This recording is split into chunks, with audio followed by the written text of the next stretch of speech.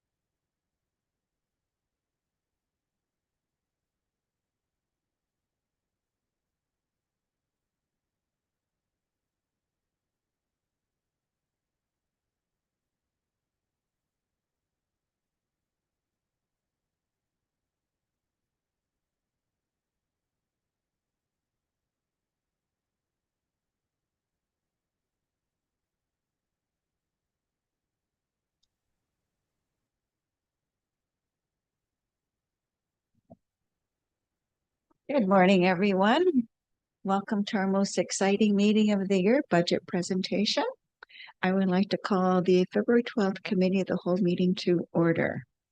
First, I'd like to acknowledge that we're conducting this meeting on the unceded traditional territories of the Shuswap and Huipachesset First Nations, and we're very grateful for the opportunity to do so. We also have directors calling in from other territories, and I would like to also acknowledge those nations and express our great gratitude and our respect. Notice to attendees and delegates that this meeting is being recorded and live streamed to YouTube on the Regional District website. If you're watching this meeting virtually and you have questions, please send them to responses@acrd.bc.ca and we'll try and answer them at the end of the meeting.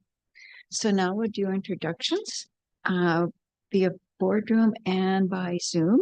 My name is Debbie Haggard. I'm Councillor for the City of Port Alberni and Vice Chair of the Alberni-Quayquat Regional District Board. So we'll go this way. Please go ahead. Good morning, Cynthia Dick, General Manager of Administrative Services for the ACRD. Good morning, Aklama Penny-Cote. I'm the Electoral Area Director for Sprout Lake. Good morning, Terry Fong, Chief Financial Officer. Good morning, Susan Roth, the Director for Beaver Creek. Good morning, Mike Sparrow. I'm the Director for Cherry Creek. Good morning, Daniel Sayan, CAO for the ACRD. And good morning, Alex Dyer, General Manager of Planning and Development. Thank you. Thank you. Now we'll go online. Director Stiga. Veda Sega, Director for Area C Long Beach. Thank you. Director McEwen. Good morning, everyone. Marilyn McEwen, Mayor of Ucluelet. Thank you. Director Beckett. Morning, everyone. Bob Beckett, representing Banfield Area 8. Thank you. Director Boyko. Good morning, Fred Boyko, Electoral Area Beaufort Director. Thank you. Thank you. Eddie, would you like to introduce yourself?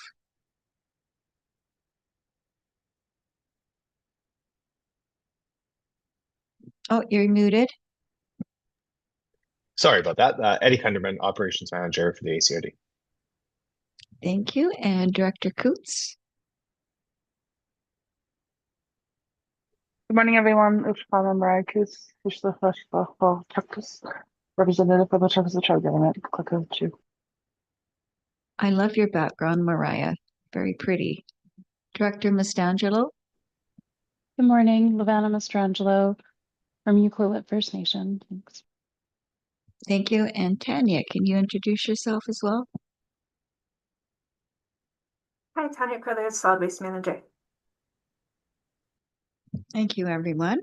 We have an agenda in front of us. Is there any additions from directors? Seeing none, is there any additions from the corporate officer? No additions. No additions, because we'll get a motion to approve the agenda as presented.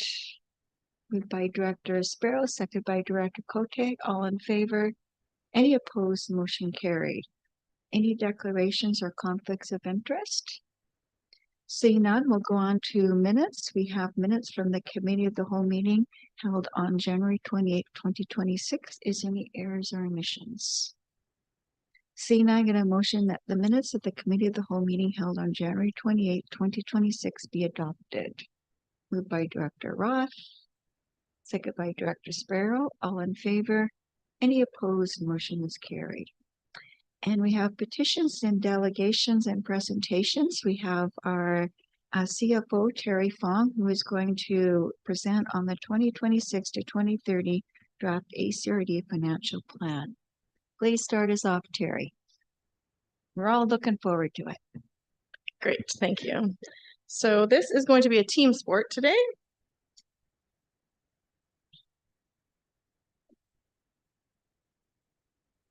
As we are going to have many different managers and ACRD staff members presenting.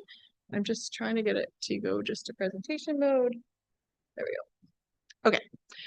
So today we are presenting the 2026 to 2030 draft financial plan. Today's purpose of the meeting is literally to get it on the table for you to see. It has been uploaded to the website for you. It's a large document. I apologize for its size, but in a regional district where we operate by the service model, it ends up being that big. It is reorganized slightly from prior years. We are doing it by department now instead of kind of by area and sub-regional areas. We did that so that the presentation today will flow in the same order as which the document is presented. So hopefully that provides some ease of transitioning back and forth if you choose to do so. So our agenda today is we will take a look at the overview of the financial planning process. Then we will look at the components of the plan by department. And then we will talk about where we're headed next. So each budget or each service has a 5-year budget. Legislatively, we also show prior year comparators for information purposes. The expenditures, the revenues, and the transfers to and from the reserve accounts are all shown for each service. And this must be adopted by March 31st of each year. Just going over the service financial rules. Our services are independent. We can't use the surplus in a water service to fund a fire department, etc. The areas or the taxpayers are only charged for the services that are relevant to their area as defined by the establishing bylaws. And the allocation of these expenditures include staff salaries and benefits. So we have developed work plans for all of our departments of what we anticipate we are going to get to this year. And that comes with an allocation of staff time. Each of the budgets must balance. We cannot run a deficit budget. So how do we build the plan? We take the operational costs of our existing services. We'll continue to reference that 2024 to 2027 strategic plan. In December, we presented some proposed initiative cases or PICs to the directors and have included those. We have our asset management plans and continue to monitor those infrastructure gaps. And our goal at the end of the day is to adopt a plan that will achieve with an allocation of resources to get the desired outcomes. Incredibly challenging. There is a lot of needs to try to squeeze in, and there's been a lot of prioritizing done and more prioritizing to be done at the director level. So after today, just wanted to give a quick snapshot of what was next. We are going on a traveling roadshow to numerous areas between now and I guess March 8th would be our latest one, and continue to present to the communities and accept feedback. All of our meetings are on the website and live streamed. I didn't add on here, but we have started a Let's Connect page, which is hoping to give the public a bit more option to engage with us. We will continue to monitor that and push that through our media channels.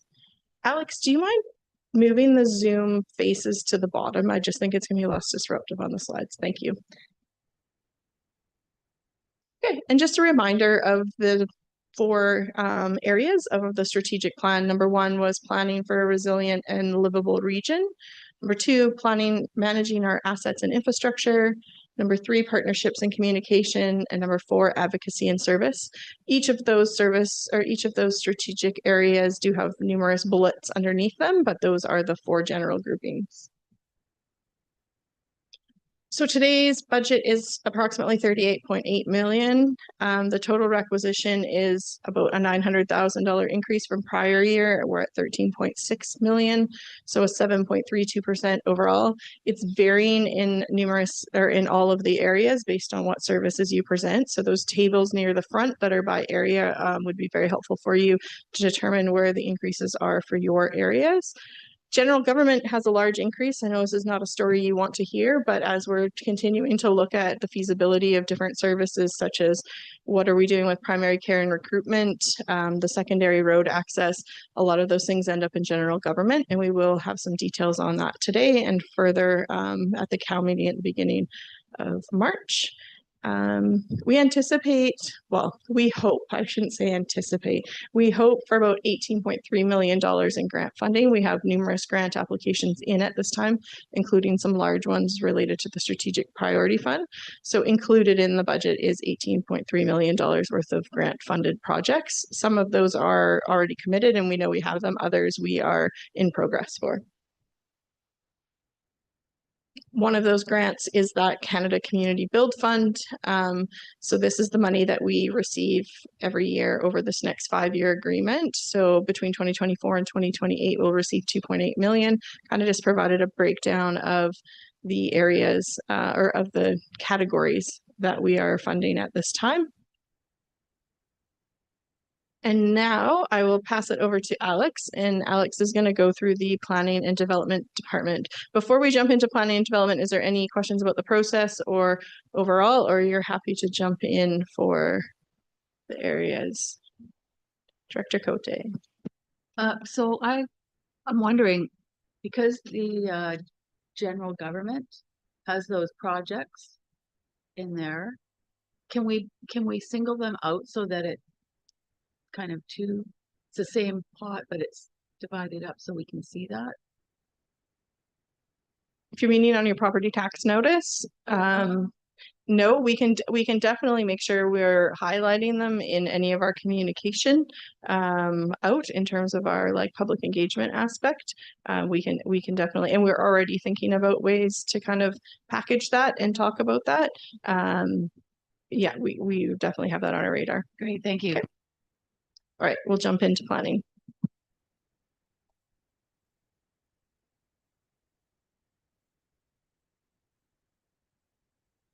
Awesome. Thank you, everybody. Thanks for having me. Super grateful to be able to be here to talk about the work that we did in 2025 and look forward to what's going on in 2026. You are lucky in that you are starting with the best department. I think we all know that you'll hear otherwise from the others, but we know they're wrong in that. I'm going to be talking about regional planning, rural planning, bylaw enforcement, and building inspection. And I will pause after I introduce each of those service areas if you have any questions. So getting right into it, regional planning. So this is a service with participation from all directors. A function of the regional planning service is the review of referral applications from the province. Application referrals are reviewed for compliance with ACRD bylaws, whether that be the zoning bylaw, the OCPs, or various servicing or legislative requirements. Now, the most active of those referrals are the subdivision applications from the Ministry of Transportation and Transit. There were 14 such applications received in 2025, which is in line with what the regional district has experienced over the last few years. The number of rezoning applications approved by the board in the last few years that relate to residential subdivisions remains high, and these will often be followed up by these subdivision applications. So with those applications, they're made directly to the Ministry of Transportation and Transit. The ministry is the approving authority on that. They do send the regional district a referral, and we provide a response.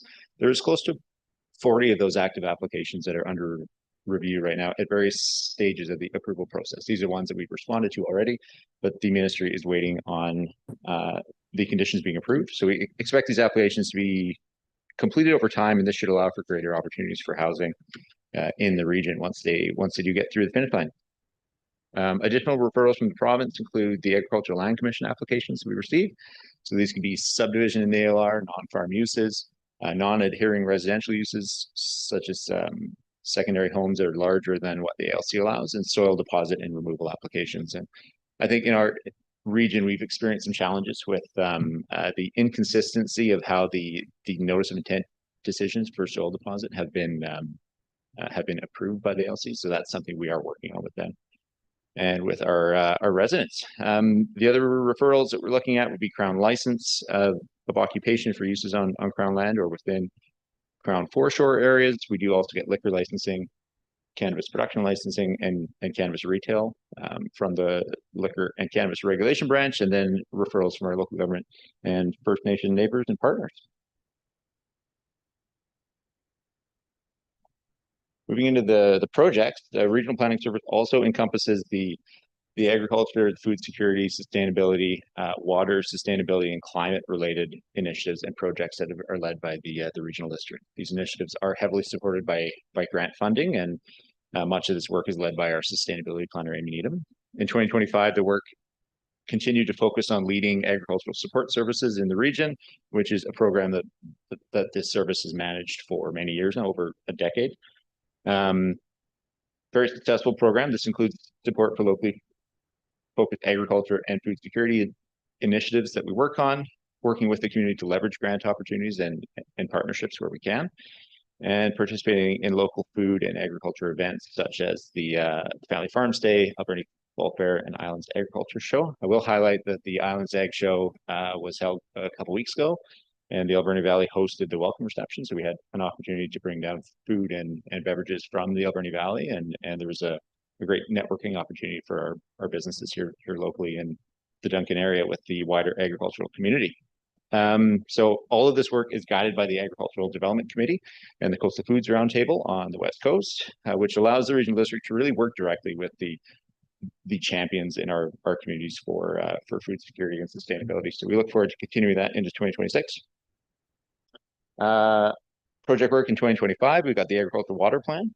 That was a plan that assessed the water availability and feasibility for the agricultural sector in the Alberni Valley. That report, which was received by the board in December of 2025, includes a number of recommendations for implementation that aim to build knowledge in the region and support farmers with building water holding capacity, as well as taking advantage of grant opportunities where they're available. The food security emergency plans for the Alberni Valley and the West Coast communities were collaborative projects that we worked on with our partners on the West Coast. Those assess the food security needs and challenges and opportunities that exist in both the Alberni Valley region and the West Coast region. These plans were also adopted by the board in December and include a number of recommended actions for implementing the emergency management and preparedness initiatives that are highlighted in there, and improving community food resiliency in the region.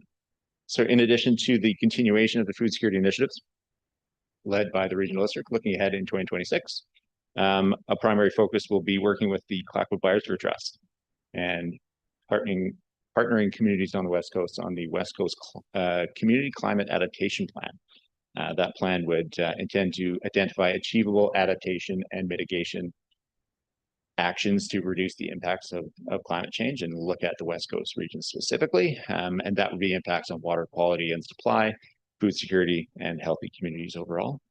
The regional district will also continue working on the building energy audits. Those are reviews of our existing facilities and are one of the action items recommended in the ACRD's Corporate Climate Action Plan that was adopted in 2024. That would investigate where energy savings may be obtained in our facilities and the approximate cost of realizing those emissions reductions. And then finally, I'll just highlight that all of these projects that I mentioned, heavily grant supported and in many cases 100% grant funded.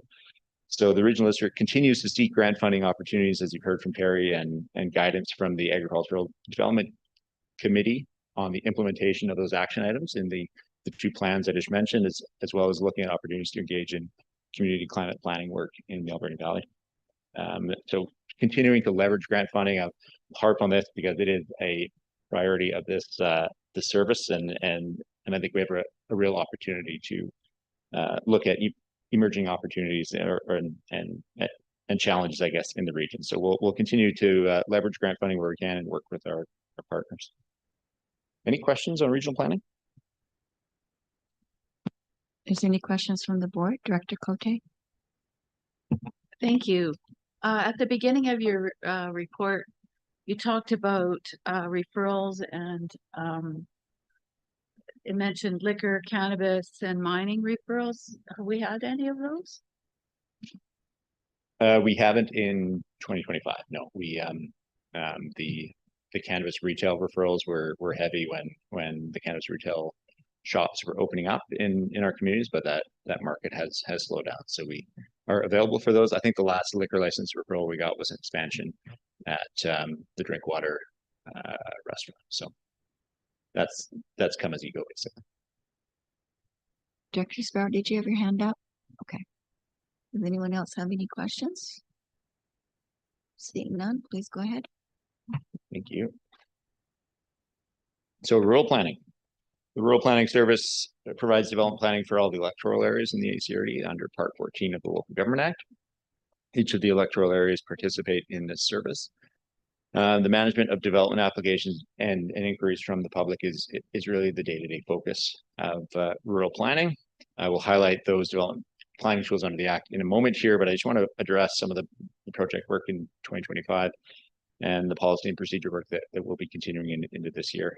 So in 2024, as you all know, the ACRD began a multi-year process to update our 6 area OCPs. That project is well underway with both the Area C OCP in Long Beach and the Spirit Lake and Area OCP in Area D updates within the create the plan phase of those projects. So in the last year and a bit, the regional district has worked extensively with residents, with community organizations, and with First Nations to establish draft vision and goals and establish policies for those plans. We are currently working on OCP policy development for both of those updated plans. The first draft of the Area C OCP will be presented to the Long Beach APC next week.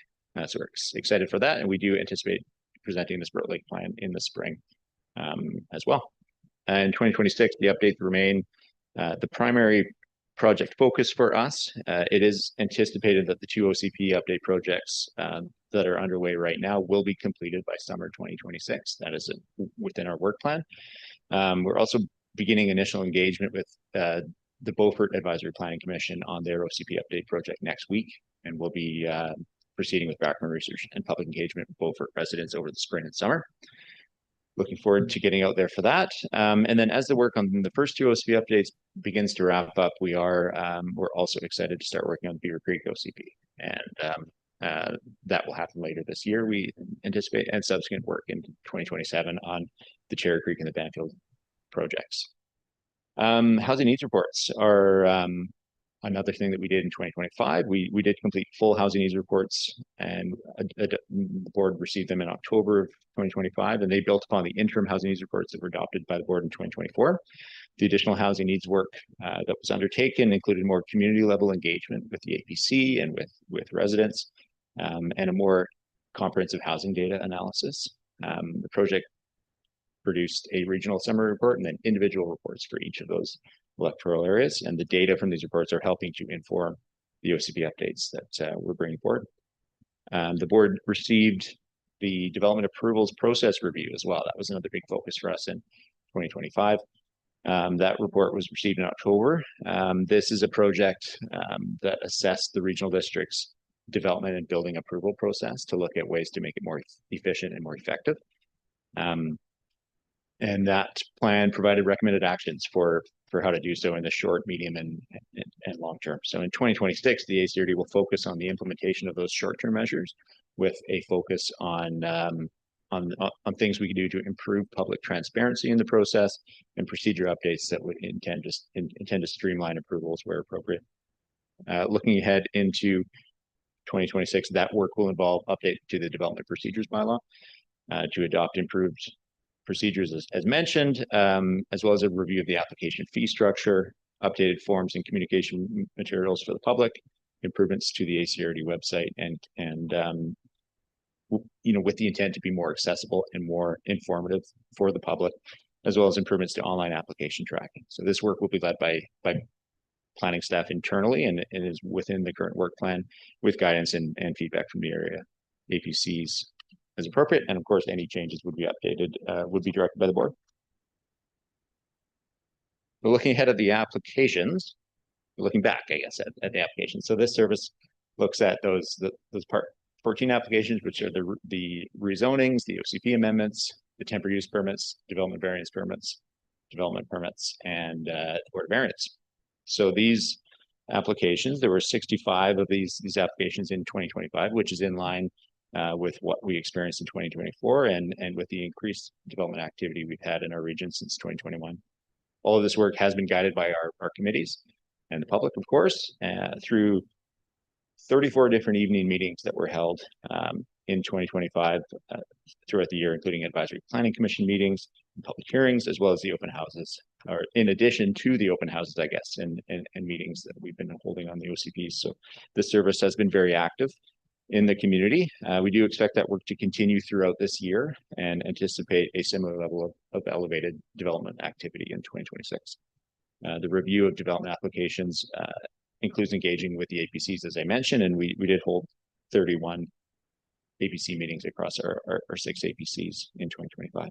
There were 3 public hearings held for OCP amendments in the last year. Now, housing legislation updates from the province has removed the ability to hold a public hearing for zoning amendments that comply with the OCP. So that has streamlined the process a little bit,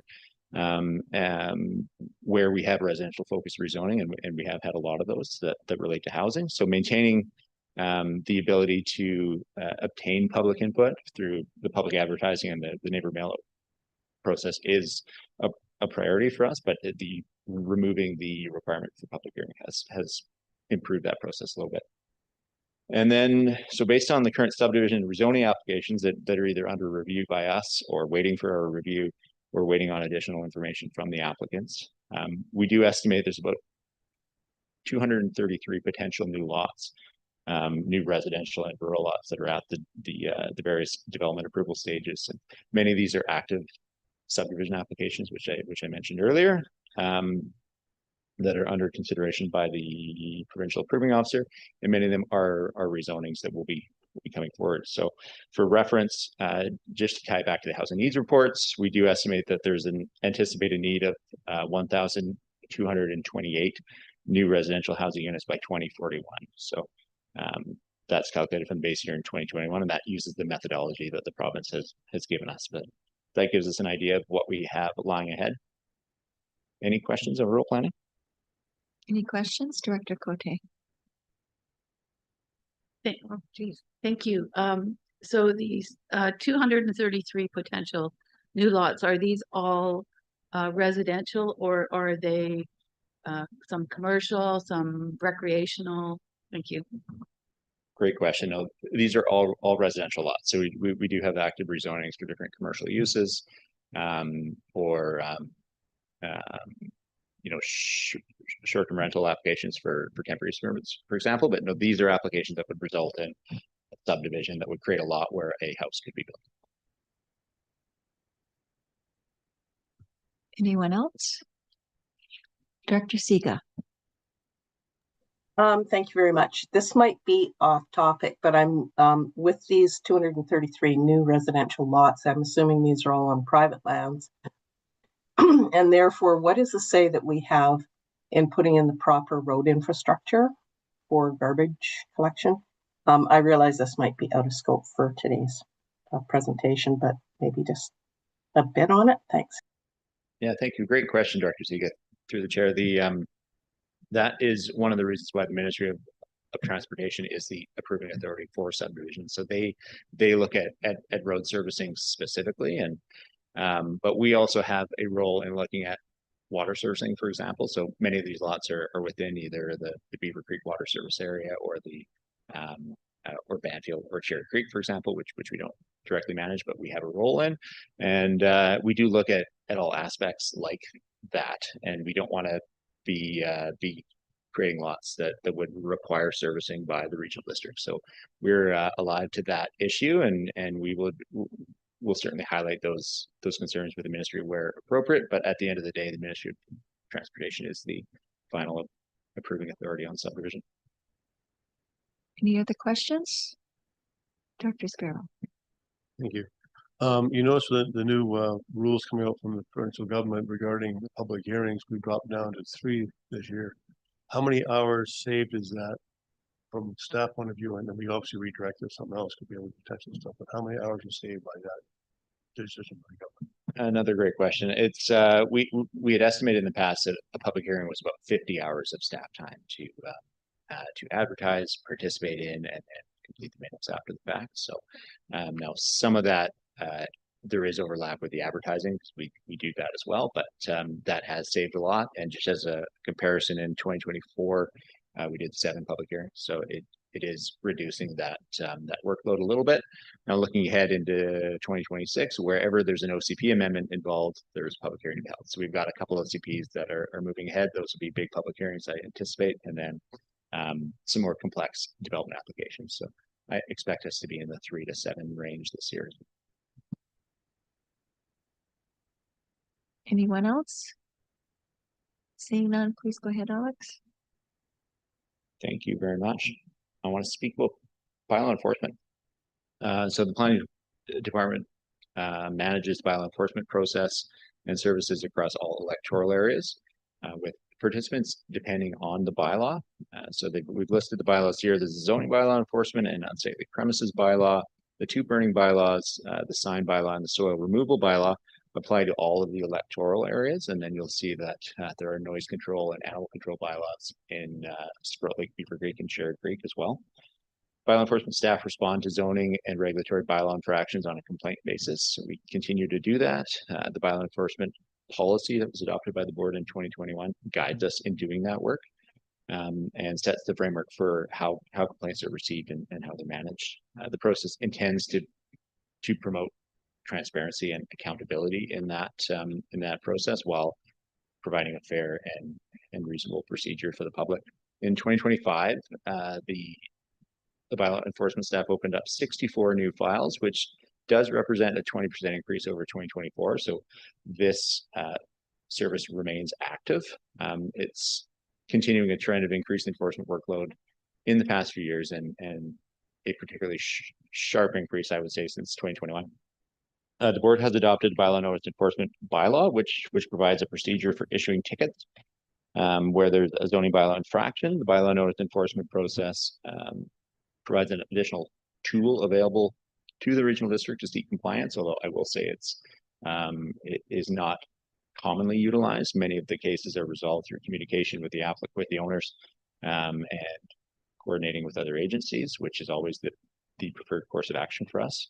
The bylaw enforcement officer will liaise with regulatory agencies, as I mentioned, to share information and support their enforcement efforts and provide advice and support to complainants and residents where we can. Agencies that we most often work with include Island Health, Ministry of Transportation and Transit, as mentioned, the RCMP, the Natural Resource Officers, and DFO. And we find that relationship building really helps coordinate our efforts and can provide a more effective service to our citizens. The project focus for 2026 will see continued work on the review of the outdoor burning bylaw and the animal control options as well. On the outdoor burning bylaw, the staff have engaged with the Air Quality Council, with the Ministry of Environment and Parks, and the fire departments within the region for reviewing the amendments that we've prepared. We intend to align the bylaw with the provincial regulations. So in essence, this would include allowing open burning in the winter months, provided the venting and ducts is good, improving education within the region on when burning is appropriate and the importance of managing air quality in our airshed, and focusing enforcement efforts on the bad venting days when the burning should not be occurring. So we do have amendments that are drafted, and we anticipate presenting those to the board for consideration over the next month.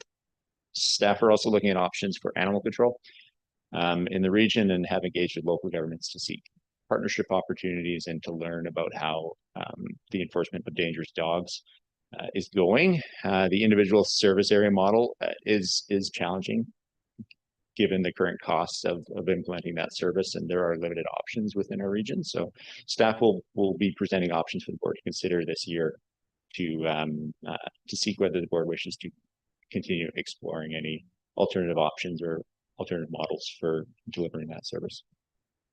Any questions? Yes, I have Director Beckett. Please go ahead. Thank you, Alex. I'm with respect to your review of the outdoor burning bylaws. I'm glad that you are looking and considering expanding into the winter months, given the fact that in the Bamfield area, the venting index often, is not compatible to allow the community to get rid of some of their brush and yard waste. So having it expanded into safe months will hopefully improve the smoke that we do get, and or provide additional opportunities. So thank you for that review. Thank you, Director Beckett. That is something that has become difficult for our fire departments to manage as well. So when we have the burning windows closed over the winter, but the province is still issuing burn registration numbers to people. So this will streamline that. And there's also ways for us to improve education around the venting index. I know that we're looking at making updates to the webpage to make that more accessible for people. So there's a one-stop shop to go to look at when the best burning days would be. So we'll certainly make an effort to increase education in the region, and then also just allow us to be more effective and efficient on those bad cases that need to be addressed. Thank you, Director Cote. Thank you. So for the bylaws enforcement, can you please answer how many positions we have for that? Is it 1, 2, 1.5 still, or 1.5? 1.5.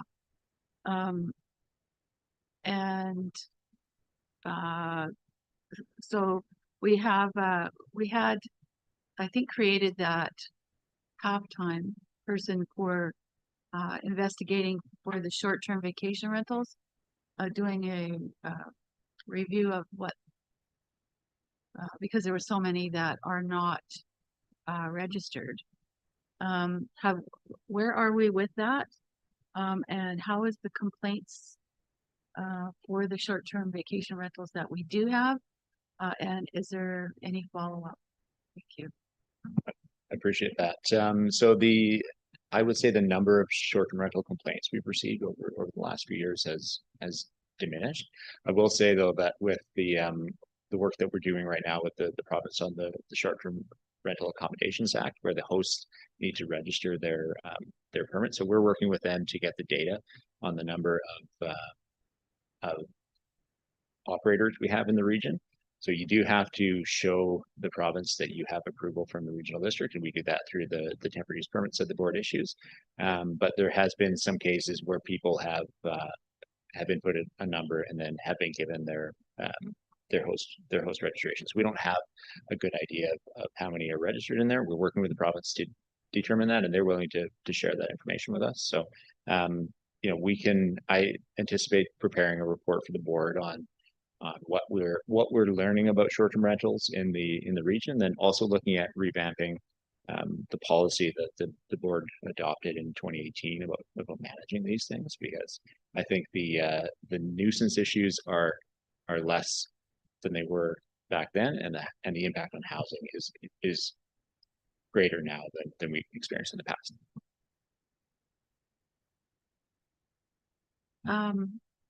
I was going to ask, do we do any follow-up with these short-term vacation rentals? And is it still, it's a qualification for them to register with the province is to make sure that they have their permit in place? Yeah, we do. And the board has previously directed us to proactively seek these. So, we are, as I mentioned, working with the province to determine how many are out there, and what we'll anticipate doing is engaging with those individuals, explaining the TUP process and seeking compliance there. And then I know that the province has their legislation is concerned about local government approval. So they want to be sure that the regional district has supported those cases, and we do have a number of active short-term rentals, as we know, that are approved under temporary use permits. So we just want to make sure that that's more widely used. Thank you. So is the province going after these people, or are they delivering it back to the regional district to follow up? Yeah, I'm just wondering how that working with our bylaws. Yeah, on paper they're going after them. They do have an enforcement branch. They have we have heard that they're focusing that on areas where housing issues are more impacted. So to me, that's the municipalities. And we're not seeing the STR enforcement officer out here, I don't think. But they have been we have been engaged with their staff, and so we're learning more about that.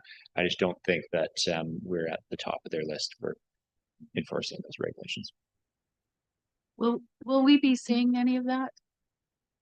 Yeah, I would like to present that to the board in some way. That would likely be an in-camera discussion, but any discussion about how the board manages short-term rentals, we'll want to have that in an open meeting, and I do think it is worthwhile to revisit how we do that. We are getting lots of engagement from the OCPs on how best to manage short-term rentals as well, given that Long Beach and Sprout Lake are the two areas that have the most number of them. Thank you. Alex, you say there's a 20% increase on new enforcement files from the year before. So is that because we're becoming more diligent about these things, or is it becoming more and more people complaining about infractions, or what do you think is the cause for this big increase? Yeah, each of those files relate to a complaint that's received. So it is specifically more complaints that we are receiving. There's a number of reasons for that. I mean, there are times when people can see the benefit of the enforcement process, so then they would be reaching out if they have a concern. We do what's not included in that data. There's a number of conversations we have with people that don't relate to bylaws that we regulate. So we're constantly using that relationship building we have with our other agencies to redirect complaints where appropriate, or to help people. So it is we are seeing more complaints, but we're also seeing more activity just from a help perspective and that liaison role that we have. Thank you. Any other questions? Seeing none, please go ahead. Okay, thank you. I want to get into building inspection here for a little bit. Building inspection service administers building permit applications in all of the electoral areas. Now, this involves building and plumbing applications and inspections in all aspects of the building approval, regulated by the provincial codes we have in this province and by the ACRD building bylaw. Building inspectors will also enforce the provisions of the building bylaw where needed to seek compliance with permitting requirements. The service also offers wet inspections, so those are the wood stove inspections in electoral areas, and inspection support for First Nations governments and for the city of Port Alberni on an as-needed basis within the current contracts that we have. The ACRD can also provide level 3 building inspection services, which is the more complex mixed-use buildings and industrial structures, which is a benefit to our partners in the region as well.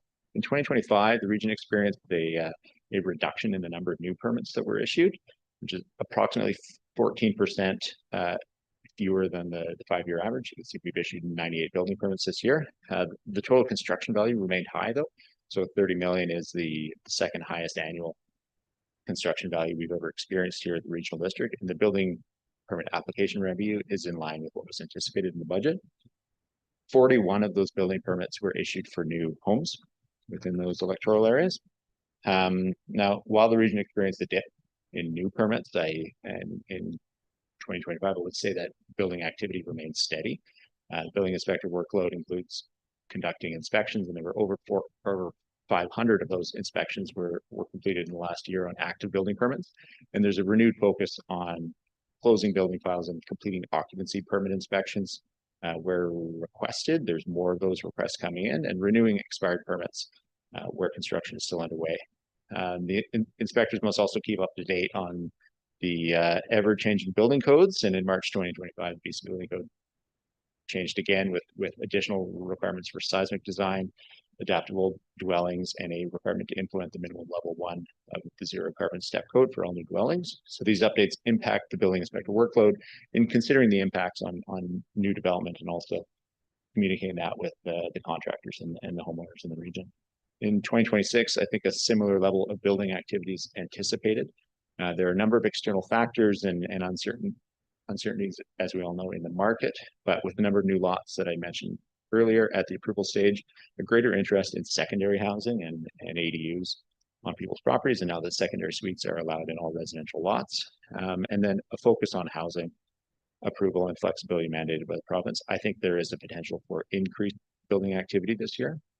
In 2025, as I mentioned earlier, the development approval process review also looked at identifying improvements in the overall efficiency of the building approval process. So similarly with the planning function in 2026, this service will look at, will focus on implementation of the short-term measures that can be taken that will improve transparency and streamline the overall building approval process. Now, this will include updates to the building bylaw, and that will be presented to the board this year. And the intent would be to modernize the building regulations, better align with the province, review the application fee structure, improve expired permit management, and consider exemptions for simpler structures where we can, and minimizing any regulatory cost barriers that are in there that do not need to be in there. So we are in tune to that and working to make some improvements there. That implementation project will also involve some improved communication. So the forms will be updated and the materials we have online will be updated, and we'll also consider updates to the application status tracking as well. I can answer any questions. Thank you, Director Boyko. Thank you, Chair, and thank you, Alex. So Capital Regional District just changed their bylaws for building codes that you do not have to start within 6 months. You can start within 1 year of construction after the permit's issued. And the permit's good for 4 years and not 2, like we currently have. And you just mentioned that there's a lot of workload for the building inspectors for the renewals. And if it's every 2 years, that's extra work. And actually building a building and constructing it within 2 years of the permit is quite hard, and having it closed at 100%, just due to availability of trades, materials, time, et cetera, et cetera. Is that something that we should be looking into at the ACRD as well? I think it's a great idea to look into that, and we are, I think that's in line with removing cost barriers from the building bylaw where appropriate, and if that's not if the 2 year window and starting with the 6 months is not a feasible thing in this region, then let's look at making some updates there where we can. And our intent is to make that more manageable for our inspectors as well. So I think those values align.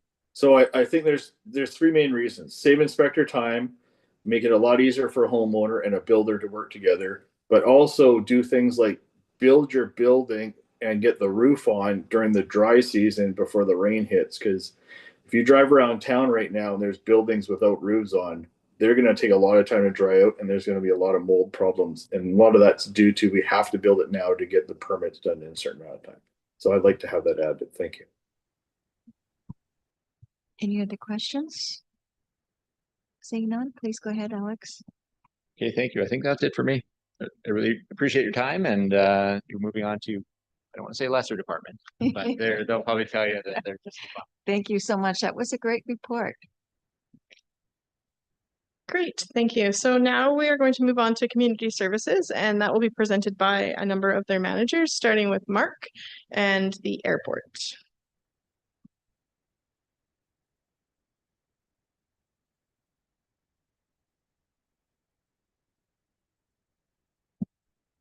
Welcome, Mark. We hardly ever get to see you, so welcome. The odd occasion I actually get to dress up.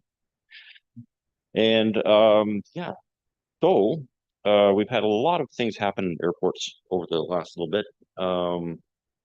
We'll start with Port Alberni, of course. 2025, we had finally received OLTC cut permits for the penetrations in our obstacle limitation service. That took an extremely long time with Ministry of Forests. Once again, they're there to help us, but we've had lots of roadblocks in the past. I'm pleased to say though that we were able to do a cut program at the site. We did a resurvey and we came up with approximately about 100 targets post cut. And we will be addressing those prior to March 15th. We're just in the process of changing our forestry contracting firm, and we should have the final targets on the ground. When I say a target, I'm indicating a high point that has been identified that's in our obstacle limitation surface. So that target could be a single stem, and that's most commonly found right now on the western side of the airfield where we've got some older stems near the waterfront and some of the watercourses, or it could be the higher stem in a cluster of stems. So even though I say approximately 100 targets, we could have more. In Port Alberni right now, we have a Christmas tree farm on the approach to the runway on the eastern side that we've identified stems that are penetrating our surface, but one stem actually means about 15 trees. So even though we say 100, that figure can vary a bit. We're proposing to have all of those on or cleared on the ground by March 15th. March 15th is our bird nesting window. We follow that on Port Alberni and also the West Coast to go into the bird nesting window because we're not industrial logging. There's excessive amounts of environmental assessments required. So we try and get it done by the 15th. Also in Port Alberni, we have the painted turtle. So an endangered species, we have to be aware of the painted turtle and its habitat. And we're trying to get most of our work done for the painted turtle late April. Usually a painted turtle or hatchlings will come out and turtle activity will happen with average temperatures, 20 degrees plus daytime temperatures. This year's not looking, I think we'll have an early start for turtle activity this year is what I'm trying to say. Just because we've had such a mild winter on the West Coast and also in the Valley. So once again, like I mentioned, 90% of our clearing was carried out in 2025. We're going to hopefully finish that off in 2026, early first quarter. And we'll also be looking after some mitigation on some of the fallen debris that we have on the ground.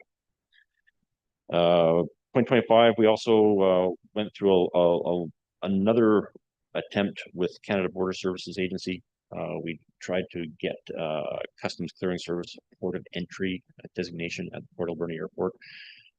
We felt that it's a natural fit with the harbor, and we meet all the requirements from Canada Border Service Agency, from Nanaimo, et cetera.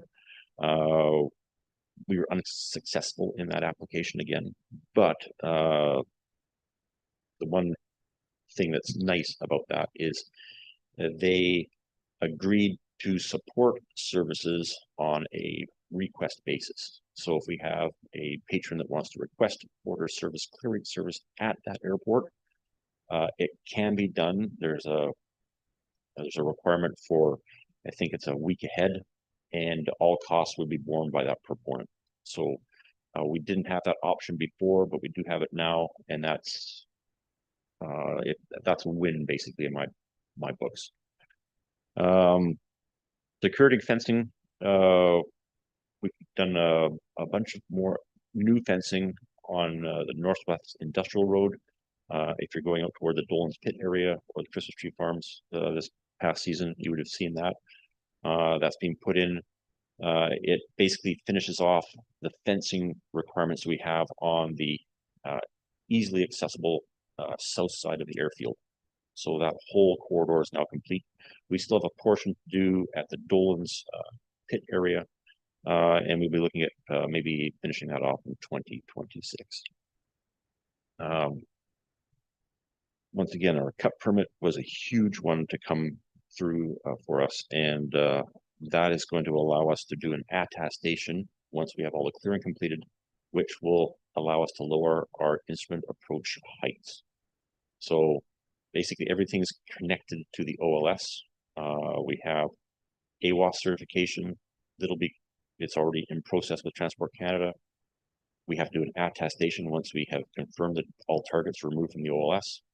And then once that's in place, we go back to Nav Canada and we go for a lower or improved instrument approach into the airport. Yeah, so moving forward, another thing we've done it bridges 2025 and it's basically in 26. We have extra lands or available lease lots on the south side of Airport Road.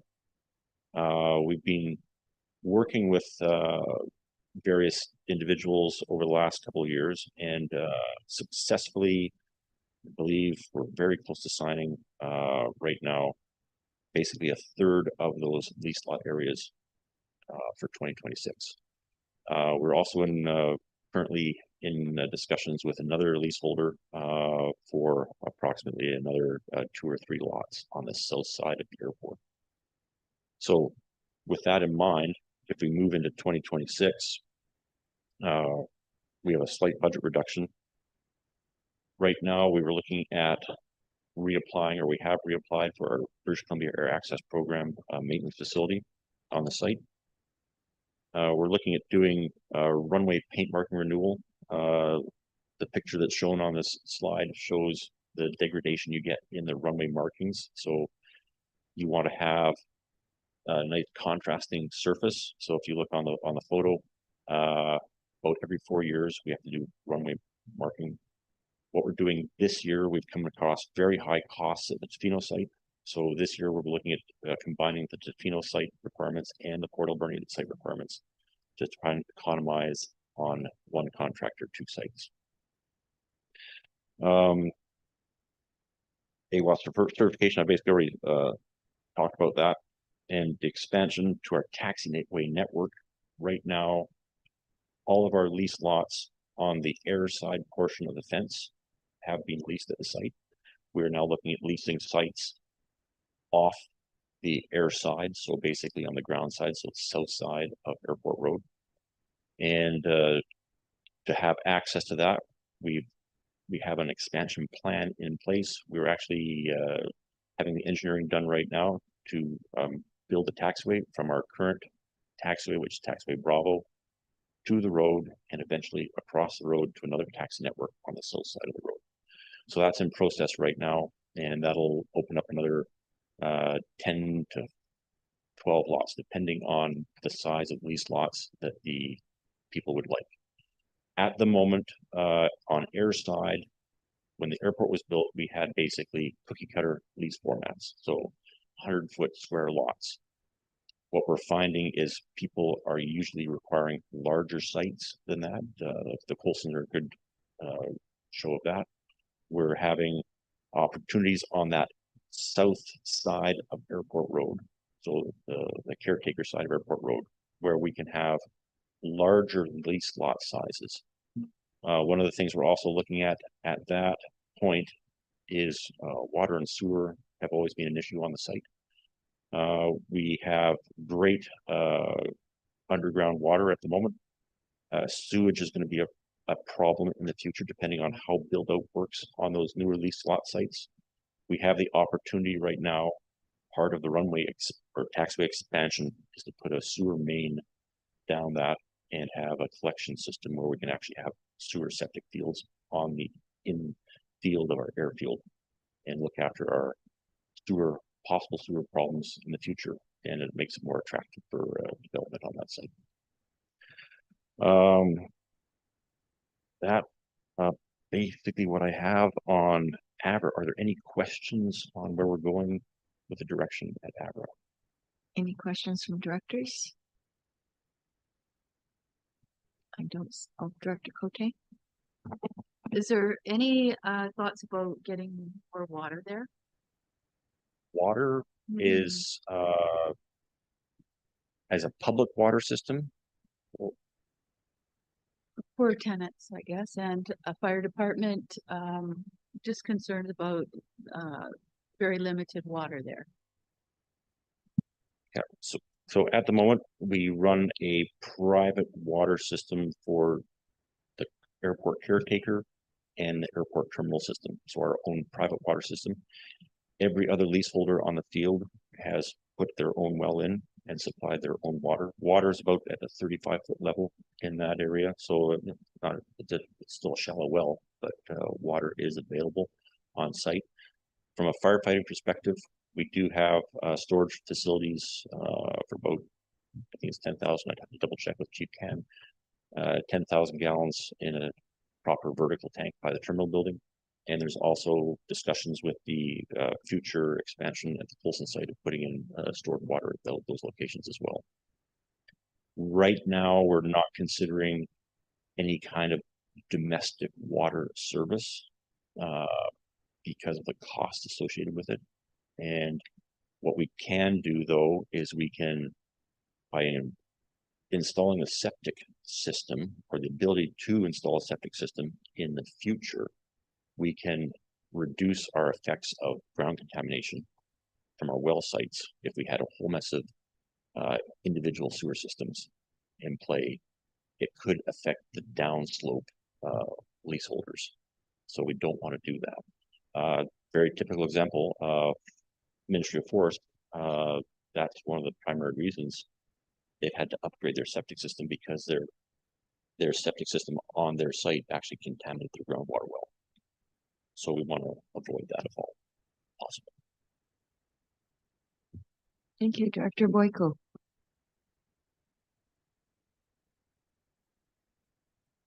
Thank you, Chair.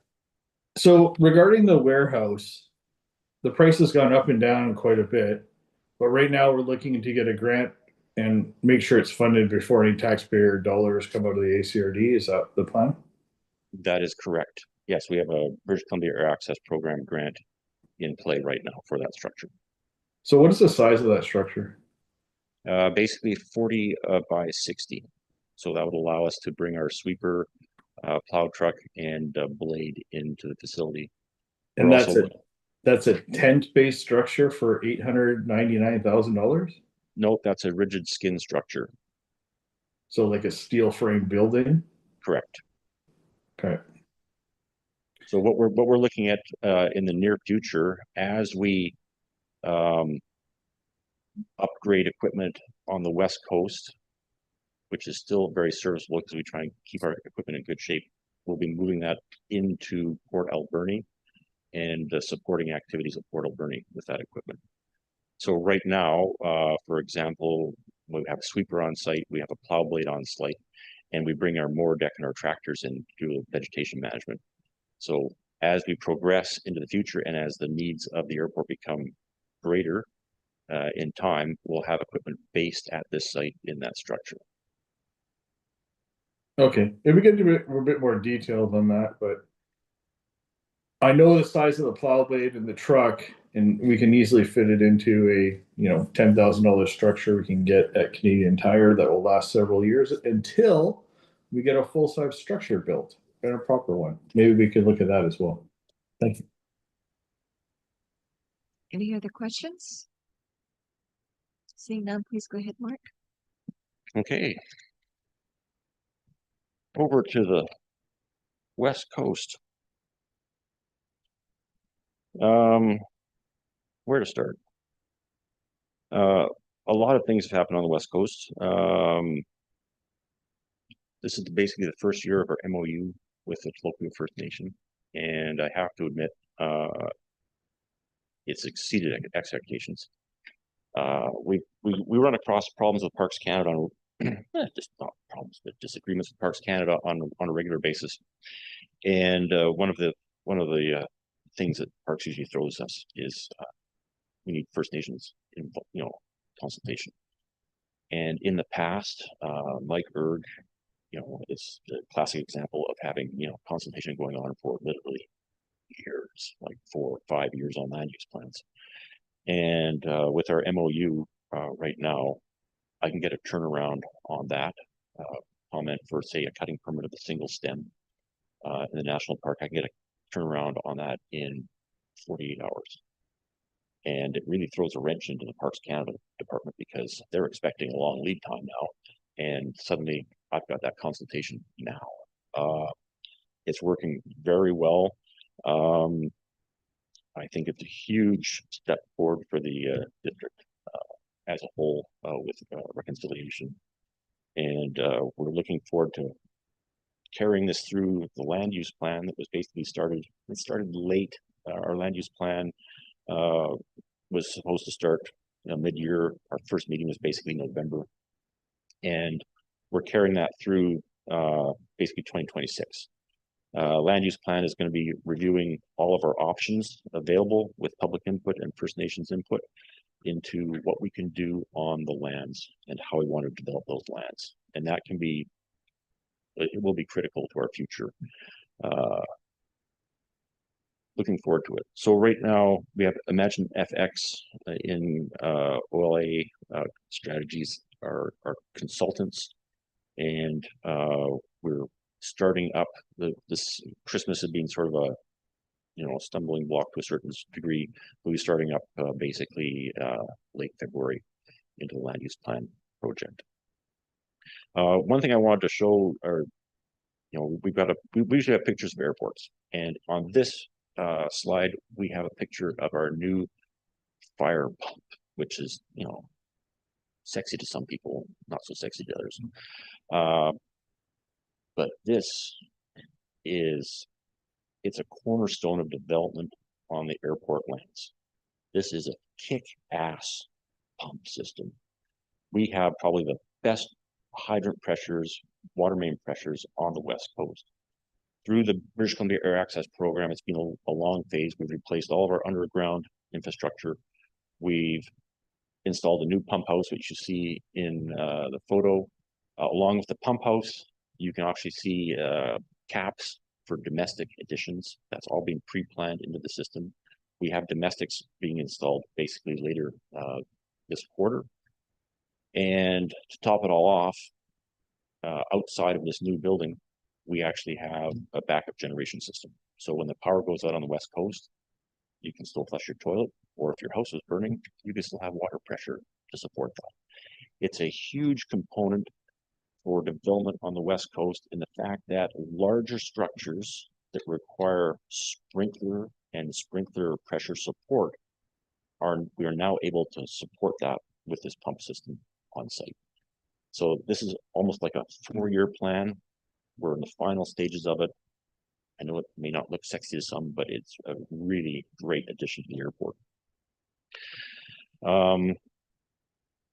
That being said, we'll go back to 2025.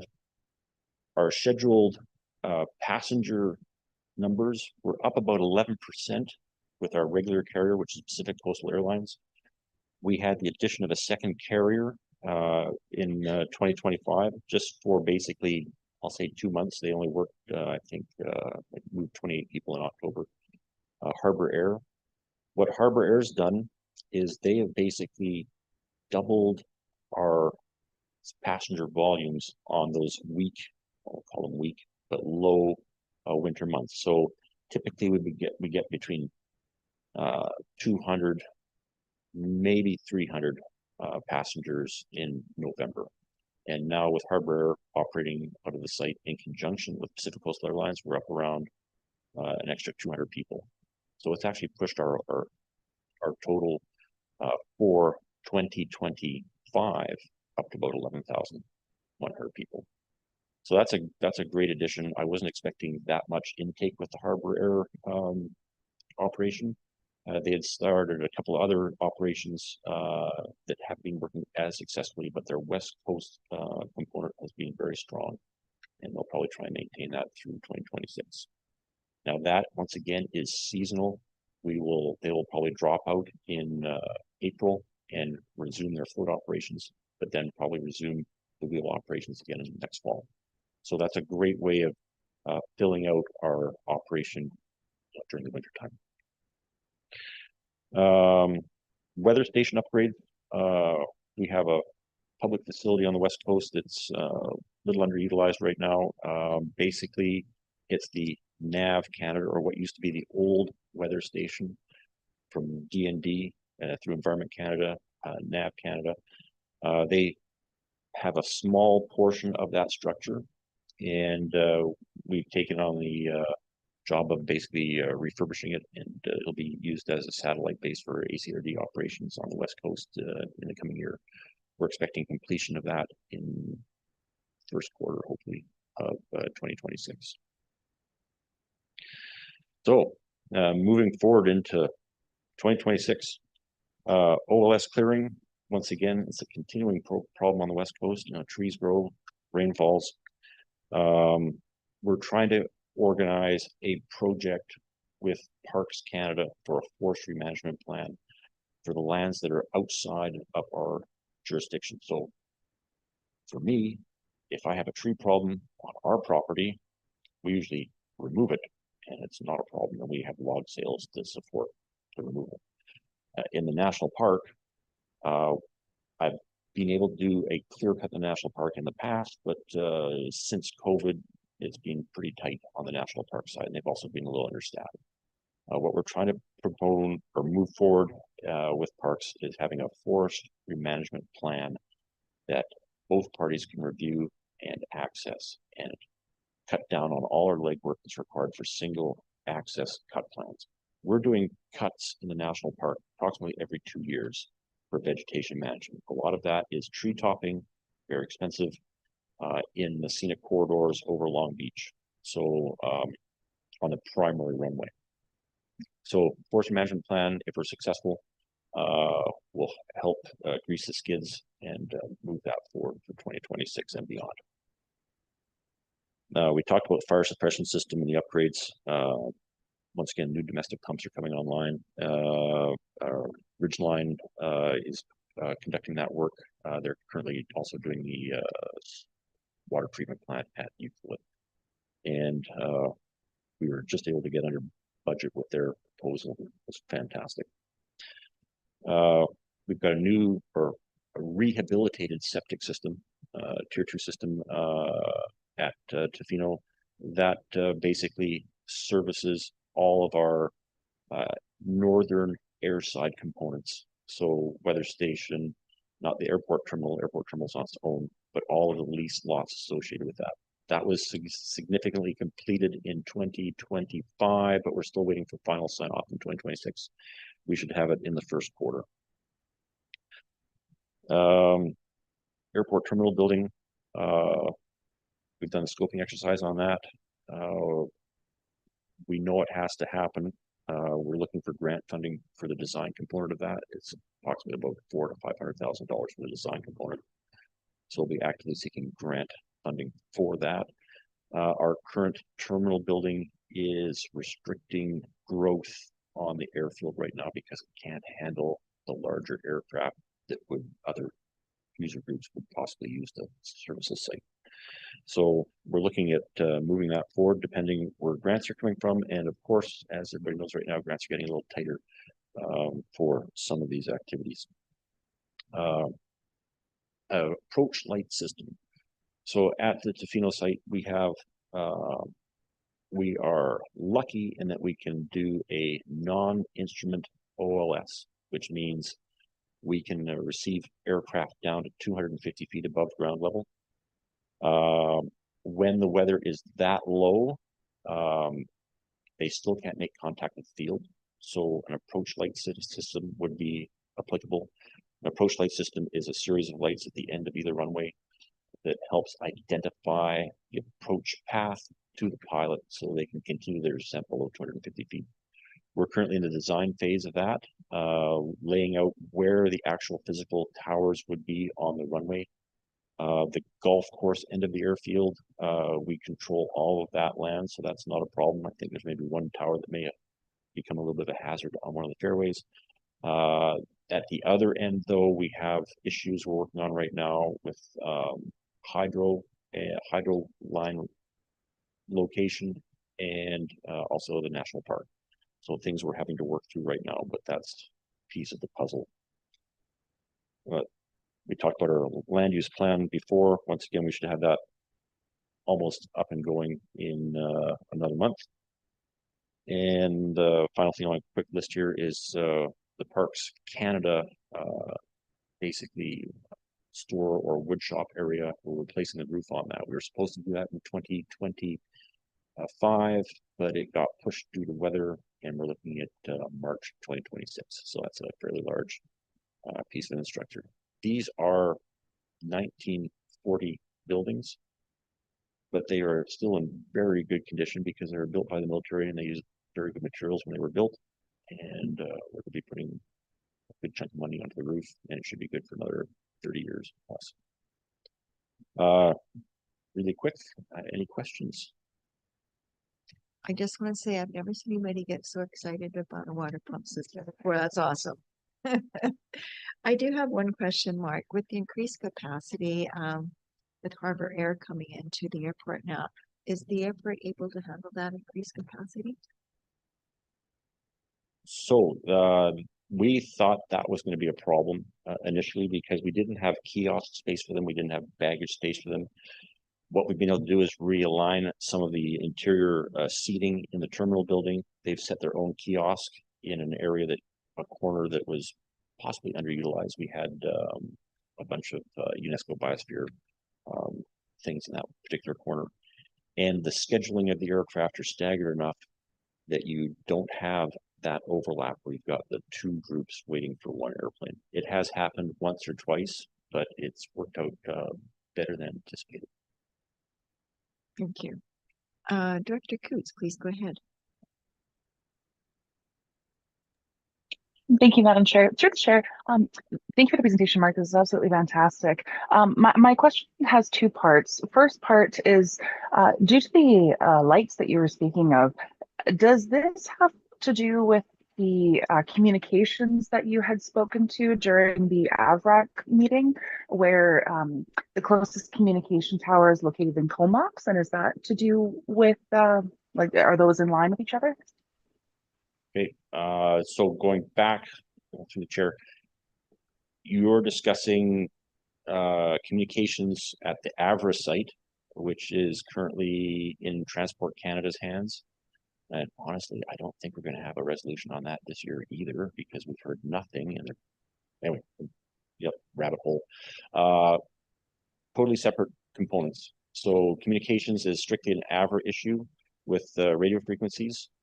And on the West Coast, the approach lighting is in addition to our current runway lighting that we have at both airfields. Does that answer your Perfect. Thank you so much for that clarification. That's perfect. Thank you. Thank you, Director Steer, and then Director Cote. Please go ahead, Director Steer. Yes, thank you through the chair, and thank you, Mark, for the presentation. It's always wonderful to hear the work going on with such an important service for the West Coast. Just a couple comments and maybe some questions thrown in there.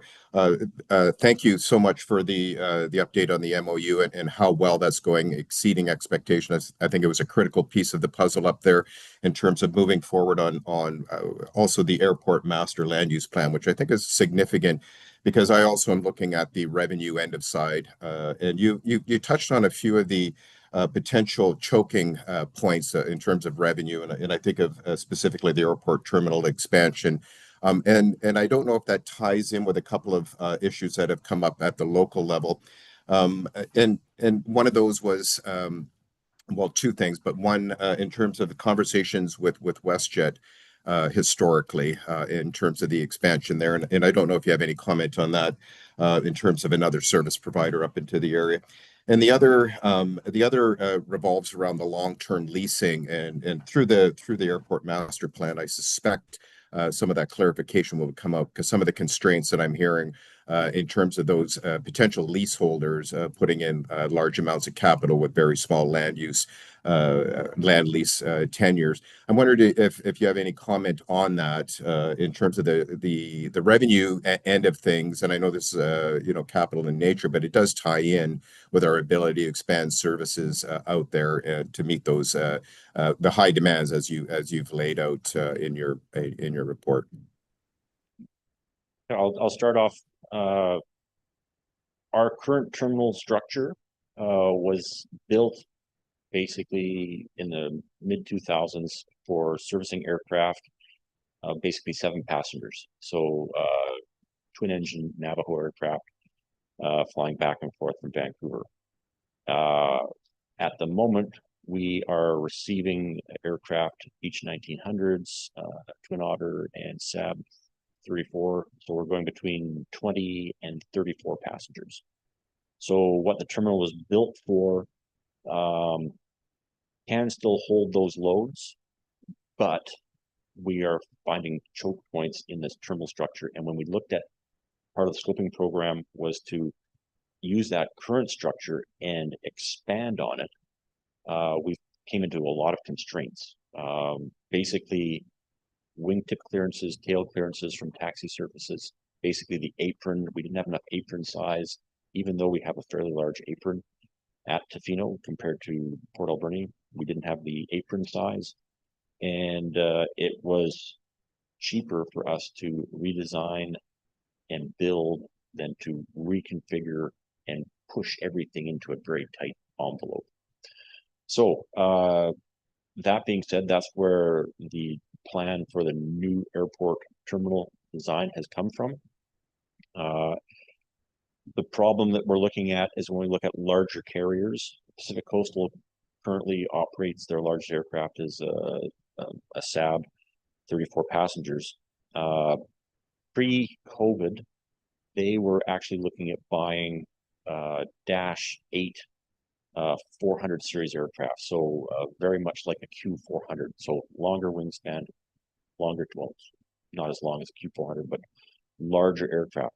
The footprint of that aircraft doesn't fit well on our current apron, so we have Transport Canada regulations where we have to have clearance behind the tail for an aircraft to taxi back and forth of the same type. We just can't accommodate that at the moment. So when you have something large at the terminal, it basically locks down that whole apron area. So part of the expansion is to increase our ground base so we can actually have those staged at a loading dock at a new terminal site. Hopefully that answers the question on that part. Moving on to future development. We've had the Hurricane Road development that was a combination effort, which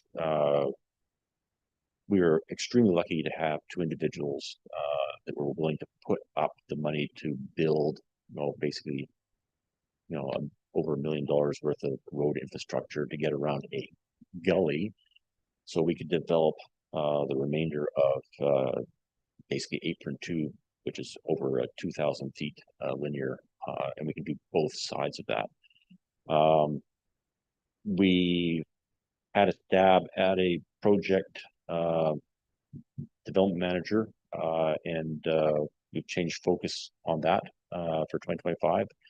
But right now, I think we're still in good state for development of those future sites. We have in our budget basically some land clearing to remove a lot of the wood debris from the pre-cleared areas and set those up for future development. Right now, if you go to the end of the road and you look at, could I build a hangar at this? You're just looking at a couple large, basically burn piles. And I hope before the summer comes, we'll have that flattened out and laid out so it's actually a more attractive site for future investors.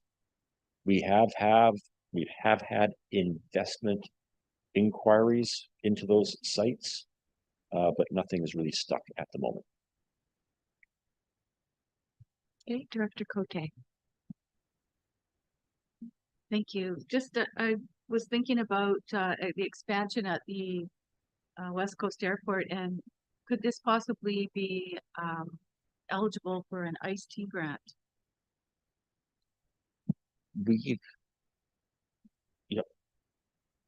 So the terminal building, estimate for the design is quite substantial, like 500,000. ICE-T will not do the design component, but if we get the design, they have had a tour of the facility, and they are definitely interested in, at that time, helping us fund potentially a portion of the construction, but they don't do the design aspect.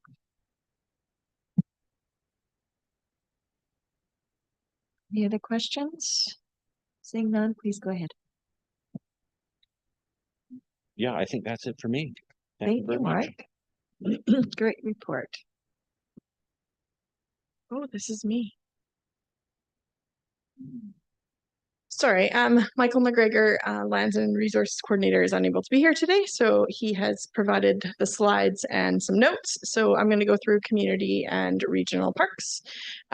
So Community Services Department operates community parks in 5 areas. I guess essentially everywhere but Beaufort. I would say that the Area C1 is very inactive, but and so they're at varying levels of activity, but there is them in 5.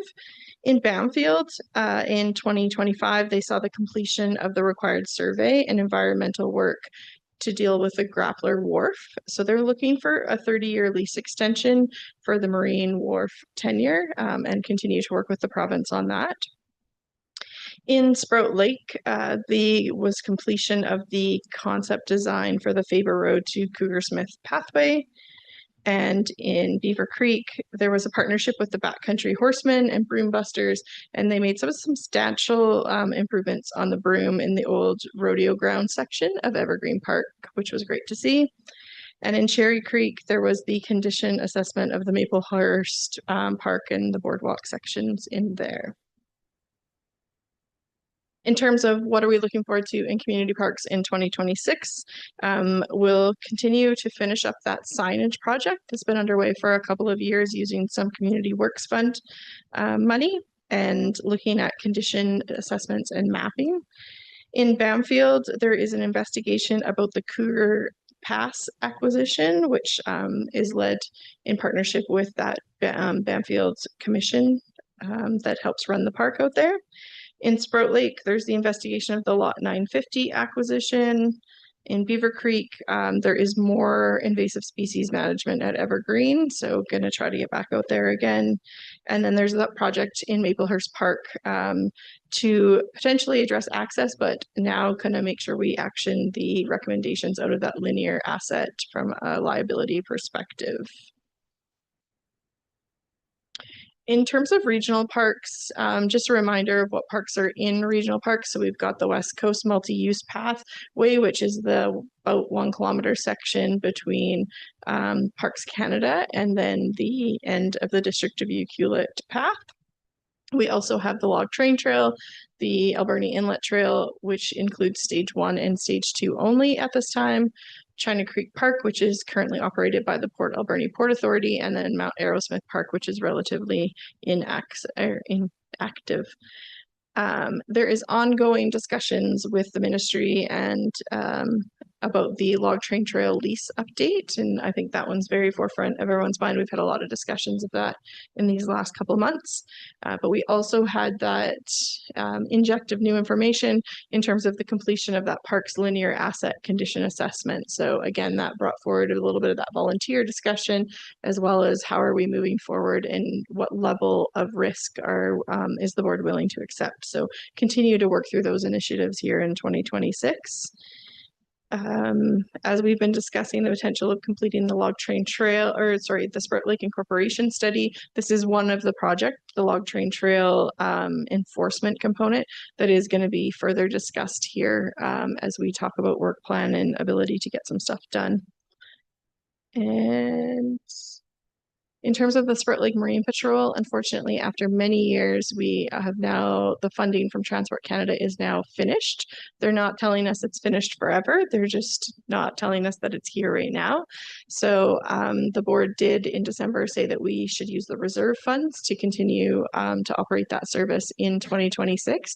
We are also seeking grant funding from nearly every avenue we can possibly think of. So we have a Canada Summer Jobs grant and we're looking to partner with a society in town that'll be coming to your next board meeting as another opportunity that we might be able to get some grant funding for that. So a little bit of a regroup year. We're hoping to hear more from Transport Canada about whether this grant funding's gone forever or if it was just a temporary pause, but it has funded about 75% of that program since I believe like 2005, something like that. It's been a long time, so it's going to have a rethink by the board in 2026 if that funding is no longer in existence.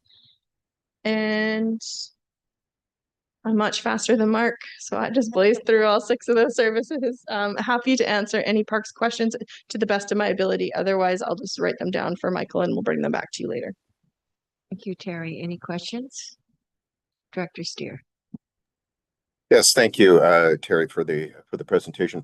Just a quick question, and in terms of a budget related question, in terms of the regional park service, as is indicated, that it is funded by all in the area. And just looking, I'm wondering if we have brought this up before. I wonder if there's been work done on looking at maybe a more equitable form of service payment delivery on this particular issue. And I know we've talked about it historically, and I'm wondering if there's been any progress on that. Yeah, so apportionment is something, and governance is something that Daniel and I have discussed at length, and trying to figure out an approach it's coming up in a number of services. So regional parks is one, obviously aquatics being a new service. We continue to discuss it. It's been discussed in transit. We're trying to figure out a strategy to kind of bring multiple of them to the table at the same time. There's a lot of give and take, I think that's going to need to be, because there's unfairness in different services for different participants. And so I think us looking at it one service at a time isn't really getting us to be able to move the needle on it. And I think we're now trying to think about a more overall approach. Alan Nielsen, who did the apportionment session, I think that was in late November or early December, has his report due to Daniel and I think by the end of this week. So we're going to kind of build off of that and kind of bring a staff report when he has his report to us about kind of how we believe a path forward will be going. So not as much movement as I'm sure you're hoping for, Director Steer, but definitely not lost off the radar. I know that we've also had a lot of discussions of some services or assets to potentially add into the service, and the direction right now is to kind of hold off until we fix the governance. So, for example, the Regional Parks Working Group, I think they're called, they think that the Great Central Lake project, which is currently living in Sprout Lake Parks, would be a great regional asset. But I think until we find an apportionment model that everyone is equally unhappy with or happy with, that it's going to be hard to try to add anything in there. So I think that's kind of where we're at with that. Great, thank you, Terry. And I look forward to you said the apportionment report will be coming in the very short future. Yes, we should have it on the next board agenda. He said he'd have it to us by the 15th, so it should be able to make that next one. Great, thank you. Thank you, Director Cote. Thank you. I was going to ask about the Central Lake because it's not mentioned. It was put forward for 2026 to do some work out there, and I'm not sure that's still part of the plan. Yeah, sorry, it is part of the plan, but if it's to proceed, it's going to be under the Sprout Lake service at this time. So I think it's going to be up to the Sprout Lake Parks Commission, and I think Michael's going to be circling back with them about you have to be prepared to keep it if you do that. It doesn't mean it's not going to move, but if we go to proceed with it and it's built, then the Sprout Lake can't assume that it's going to get passed to the Regional Parks Service. So I also know that the city has some parks that I believe, are interested in potentially considering more regional in nature. So I think this discussion grows very quickly if we start discussing it. And so I think that having to talk about that apportionment model is really important at this time. Thank you, Director Boyko, then Director Coates. Please go ahead. Oh, sorry, we're not finished. I was going to say that I think that it's a safety issue to move forward on the Central Lake, just because I'm hearing safety issues that seem to be occurring out there. So whether it's a regional or a Sprout Lake service, I think that it still needs to be moved forward.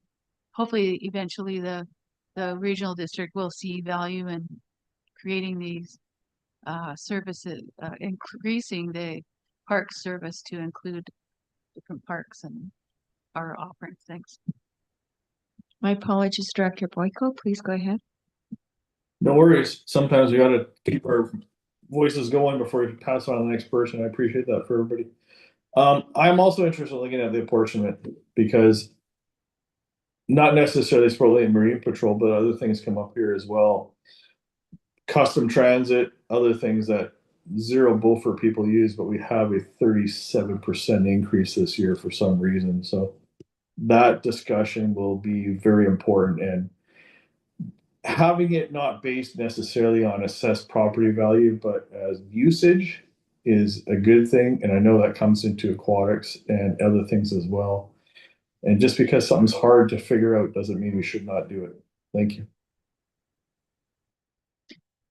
Did you want to comment? Okay, thank you. Please go ahead, Director Coots. Thank you, Madam Chair.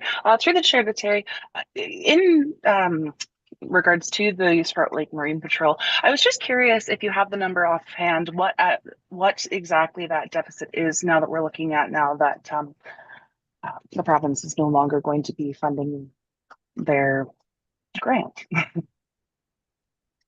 Yeah, I think off the top of my head, and this could be wrong, but they were paying about 75%. I feel like it's about $65,000 this year is what they would normally be paying.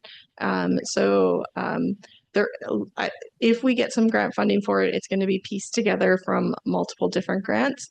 We've kind of taken the approach of like the environmental aspect of what they do, and then the youth job aspect, and then the safety aspect. So we're trying to approach it from a couple different angles. But yeah, about $65,000 is I think the range. Thank you, sir. Any other questions? Seeing none, please go ahead. Okay, I think we're moving on to solid waste.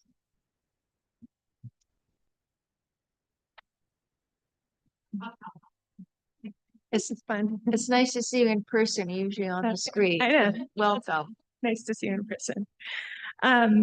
Solid waste management, we have two services, the Alberni Valley and Banfield Waste Management Service and the West Coast Waste Management Service. As it says up there, each service is tasked with reducing in-region waste disposal, increasing diversion, managing the landfills, curbside collection, contracts, and environmental compliance and control systems. So funding for the service is mostly through tipping fees and also sales of recyclables. We do go for lots of grants and taxation. So some of the highlights we're starting with the region, and then I'll go over AV specific and then West Coast landfill specific service areas. So as a broad umbrella, the whole region has a waste education contract, which we were discussing yesterday. And that contract enables us to engage with communities on solid waste initiatives and comply with our solid waste management plan requirements. So looking ahead for 2026 for the whole region, some of the key projects we're going to be working on includes the waste characterizations, which enables us to see what waste makes up the landfilled trash. Is it 20% organics, and where that waste is coming from? And that helps us to look at our programs and drives our program initiatives and direction. We also have the landfill gas regulations, which came out in late 2025. We are still going to webinars to see exactly what the expectations are to comply with this new regulation. But it's going to require some degree of infrastructure installation if we hit certain thresholds at the landfills for methane gas emission, management and maintenance of that infrastructure, quarterly testing for methane levels, and then we're going to have to do an annual report through an online platform that still has not been released. So more to come on that, but I can tell you that based on, they released this modeling tool, which we were able to figure out in-house, and I can tell you that it appears that West Coast Landfill is not going to have to do anything yet because it's not covered by this regulation. It's too small. And then AV Landfill is going to be somewhere in the middle, and we're not sure exactly where yet, but there will likely be infrastructure monitoring to some degree. And there's different steps of compliance deadlines, more to come. And then, of course, we're always looking for cost recovery and program efficiency opportunities and evaluating those and bringing them forth throughout the year. So we can move on to our service area specific details. Oh, thank you. So Alberni Valley Waste Management Service Area, it consists of the AV Sort and Go Center, the curbside collection in Beaver Creek, Coopachessa, and Tishat, and then the Bamfield Transfer Station and waste hauling, and of course our 3rd Avenue Depot here in town.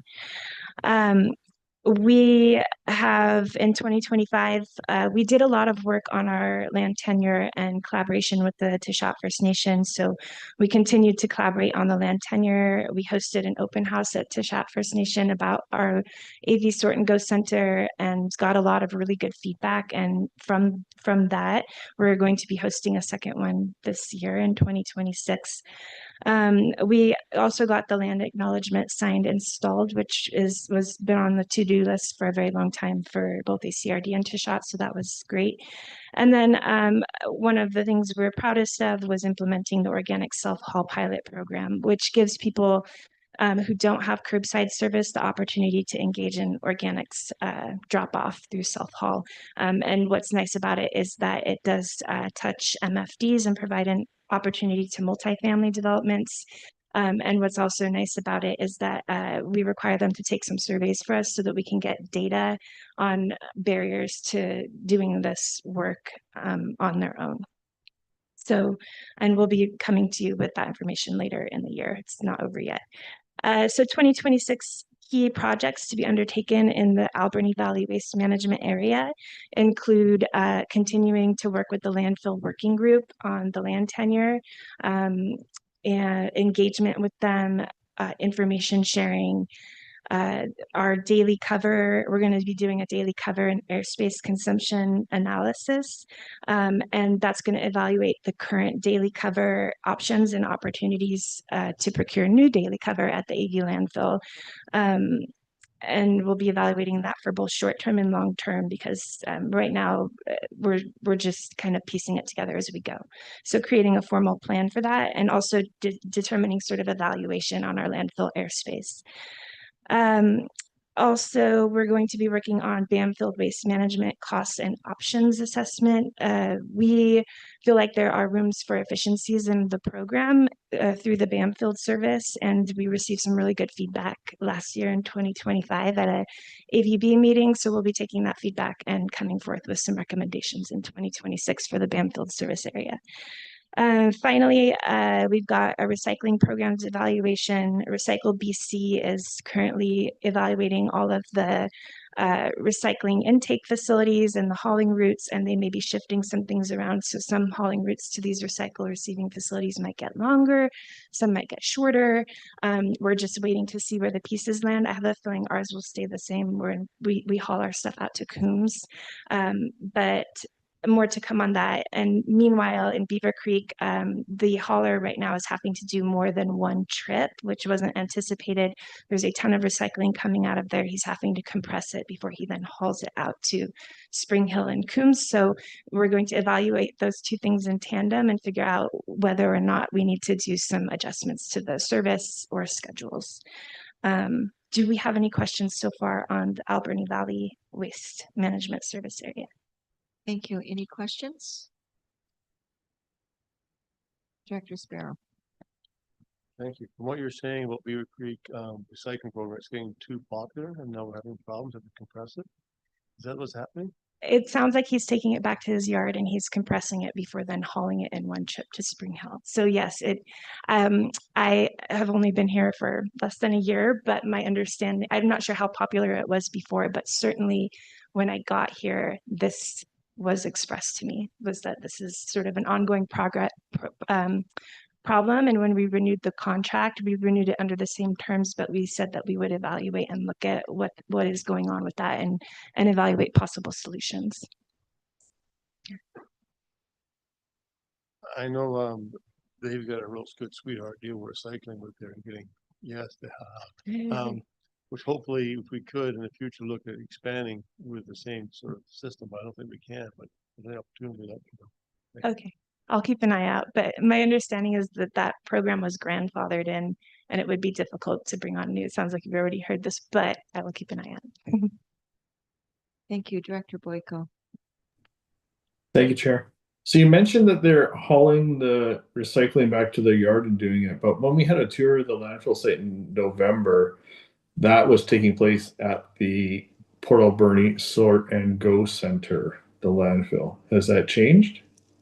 So the landfill sort and go center takes trash from Port Alberni, the city, and then Nicklin, or the hauler for Beaver Creek, is supposed to take it straight to Spring Hill, but currently he's compacting it at his yard. He hasn't not been approved by Recycle BC to do that work at our AV sort and go center. We'd have to do a formal request. It's a process. That seems like some government red tape that needs to disappear. Thank you. We've already started evaluating it. Yeah. Any other questions? Seeing none, please go ahead. Okay, so moving on to the West Coast landfill, and I will do this time.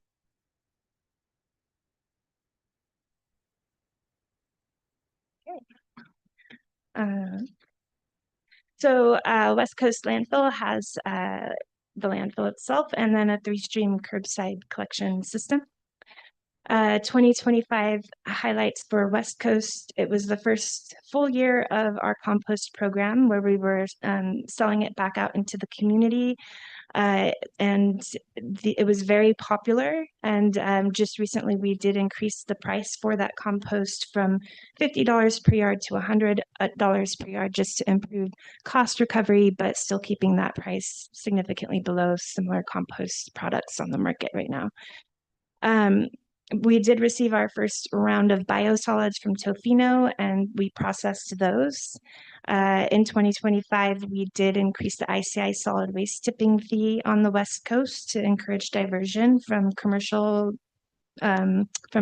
properties. And then we also implemented an oil and antifreeze collection EPR program at the West Coast landfill. That was a need that the manager there expressed. He was constantly having to tell people to take it elsewhere. So we were really excited to bring that onto the landfill site.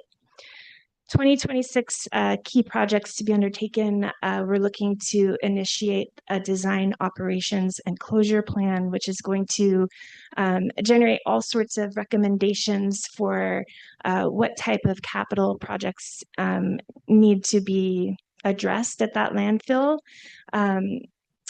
So we are looking forward to getting clarification on that item and move forward to initiate it. We also are going to be very focused on solutions for bear interactions at curbside bins. We're going to look for opportunities for commercial organics diversion so that we can bring more into our organics program at the West Coast landfill and have more for the community.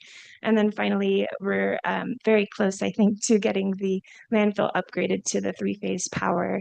And that's kind of the final piece that's needed to have a fully operating organics situation at the landfill. So, and that concludes the West Coast waste management summary, and I'll take questions. Thank you. Any questions? Director Sparrow.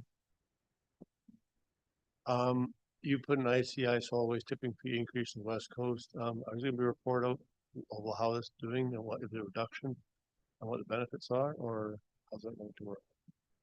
Yeah, I can certainly let you know for sure. Right now, it just started in Jan, so there's not really a lot of data, but I would say mid-year I'll start to look at it and come back to you guys. Sounds good. Thank you. Thank you, Director Steer. Yes, thank you, Tanya. Appreciate the presentation today. And really, I also right at the beginning of the presentation, the focused on cost recovery evaluations and opportunities for cost recovery. I apologize. I'm in a waiting room of Nanaimo General Hospital right now. I've tried to find the quietest space. In terms of the questions, a couple of things in the West Coast waste management and the key projects to be undertaken in 2026. A couple of things. Is the completion of the solid waste management plan included in the work plans, as well as a question around the leachate project that I know has been is expensive, and we're probably, but I didn't see any. Is there anything on that project that will be included in the 2026 work plan? Yeah, so to address the solid waste management plan, the status on that is that we didn't feel like we could develop a programmatically accurate solid waste management plan without having the DOCP completed on the West Coast landfill, because that's going to have a ton of recommendations in it. And we also did not feel like we could move forward with that until we have a land tenure put into place with Tishop First Nation. So there were these two key components that sort of made us pause on that, and we really focused on developing the land tenure with Tishop last year, as previously mentioned, and also we wrote a grant for the DOCP, which hopefully we'll get, that will help to fund a really nice version of that DOCP for West Coast landfill and eliminate a lot of the questions. Regarding leachate, my understanding is that there's been a lot of different ideas about what needs to happen with that. So we're looking forward to getting the DOCP done, because it will really give us a nice analysis of what truly needs to get done, costing, and give us an idea about how to move forward with that. So we do not have leachate solutions for 2026 budget. We have DOCP. That's our big focus, so that it can give us answers. Great, thank you. And then just one small detail. You did mention in the, in terms of our revenue, our funding sources, tipping fees, grants, and taxation, and sales of recyclables. I'm just curious, and I suspect the part of that is the organics, but I'm wondering, do you actually know how much revenue we took in from the sales of recyclables in 2025? I don't know off the top of my head, but I'm looking at Terry. Do you have any idea? I don't, but we will bring it to the West Coast Committee meeting next week for you. Right, thank you. Any other questions? Seeing none, please go ahead. That's it for me. Thank you so much. Great. Thank you, Tanya. Okay. Next, we'll be having Eddie present via Zoom, and hopefully, if he's popping up here, on Salmon Beach, and moving on to custom transit and water. Thank you. Appreciate that, Terry, and thank you for the introduction. It's good to be here today. I would be remiss before I start if I didn't speak to some of Alex's comments about the planning department being the best. I think community services, we won't proclaim to be the best. We'll just continue to make sure no one notices all the fires that we put out. As we jump into Salmon Beach and talk a little bit about 2025 and then into 2026, I'll move through the services. There are 7 services within Salmon Beach, encompassed within, each has their own operating budget. Within the garbage service, so this includes the local garbage pickup and also some brush removal within the community. Staff will also be working to update the establishing bylaw to allow an increase to the maximum requisition. And this will allow us to implement community recycling in 2027. So we'll be working on getting that completed and ready to go. Within the sewage service, the old pumper truck was sold in 2025. We received just over $21,000 for the sale of that. And then looking ahead to 2026, we will be doing some small work within the community and updating the electrical building, providing some insulation in there. Within the transportation service, we did in 2025 do a variety of works relating to the ditching, culvert installations, brush removal, etc. within the community. We also renewed our maintenance agreement with our service provider there. 2026, we will continue to upgrade the water and ditching and diversion within the community. We will be looking to improve drainage above the gazebo there in the main community space. We'll be putting a river rock little drainage design in there. And then we'll just continue to move forward. We will be installing a new culvert up on 3rd Avenue again to increase and improve water diversion. Within the recreation service, thank you, Terry, there was a pathway installed at the gazebos in 2025. A big piece, it's kind of business as usual this year in Salmon Beach. We are in the process, staff are in the process of sending a survey out to Salmon Beach residents to inform what they would like to see for future capital expenditures. So we've been working closely with the committee and drafting the survey. It will be mailed out shortly. And then we'll speak about it at their May community meeting and just see what we're adding and what it looks like moving forward. Now I can jump into transit. Terry, if you want to go on to the next slide. Awesome. Alberni Valley Custom Transit. So this service, we are now after the expansion in 2025 that added 4 hours of Saturday service, mirroring what the Sunday service looked like, and adding additional peak service within the system. Monday to Friday, it was a $1,300 expansion. And with that expansion, the fleet also had to increase from 4 buses to 6 buses. So with that expansion, we did deliver 17,859 rides, which was a new high mark for the service. Ridership is very strong and the service is definitely being utilized. Within that service and with BC Transit, we did work and partner with the City of Port Alberni to complete the regional transit study. The key component coming out of this, I believe, as we move forward for the regional district, we'll be looking at that regional transit component, what service to Parksville and Nanaimo would look like. And then we also expanded service to include Tishat First Nation within the service, which was took a couple of years to get completed, but we did draft a service agreement there. We look ahead to 2026. This is the first year in a while where we do not have the local transit fund and the transfer from the stabilization reserve helping to offset the tax requisition within the service. That coupled with BC Transit adding new custom dispatch software, which will, it will optimize and streamline the trip delivery and maximize efficiency within the system, but there will be a cost seen to the regional district. And then we also saw a 10% increase in vehicle lease fees this year. So we do see that combined with the 2025 expansion will lead to a higher tax requisition than the previous years, and that's where we see that large increase. I'll just jump into West Coast Transit, and then we can answer any questions on all three of those. West Coast Transit service, this is the first full year of a BC Transit run service. After the 1,300-hour expansion we saw in January 2026, we are now at 8,200 annual service hours with 5 buses within the system that deliver 10 round trips daily, Monday to Friday or Monday through Sunday between Tofino and Ucluelet. As a part of the service transition to BC Transit last year, we saw the introduction of cash fares, longer service spans, a more robust schedule, service being provided to the community in Millstream. I think a couple of really, really cool things took place in 2025, which was the winning of the Canadian Urban Transit Association Award for Equity, Diversity, and Inclusion. And then the ACRD was also successful in the grant application from the Rural Transit Solutions Fund that will be put towards bus shelter installations along the West Coast Transit Corridor.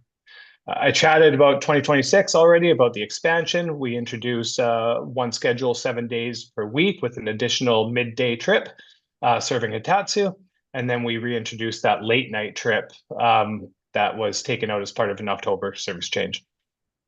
We'll also see the implementation of the West Coast Transit staff-to-staff working group that will help work forward on future service changes within the system, expansions, what the priorities are, and then work on that bus shelter installation project as we get going on that through March 31st, 2028.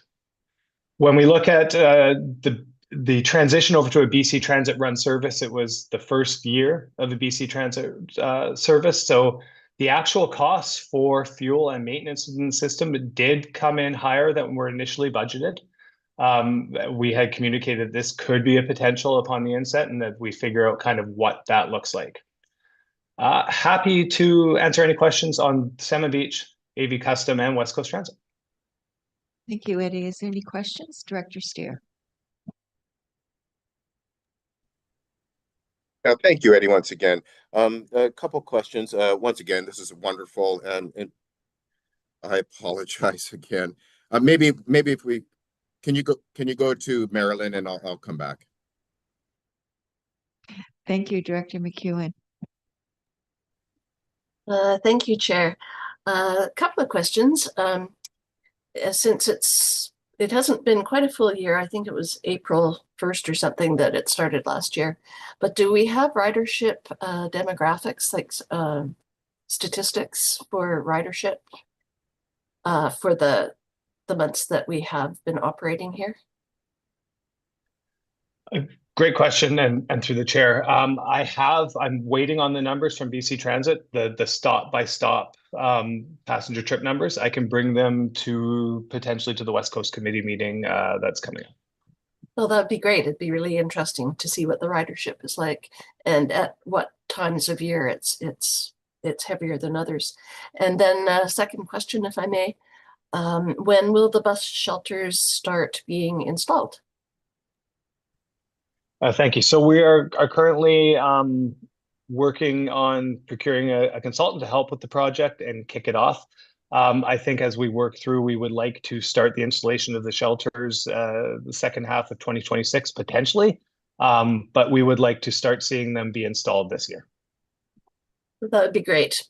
Probably not so important over the summer, but come fall, it'd be great to have those, or at least some of them in place.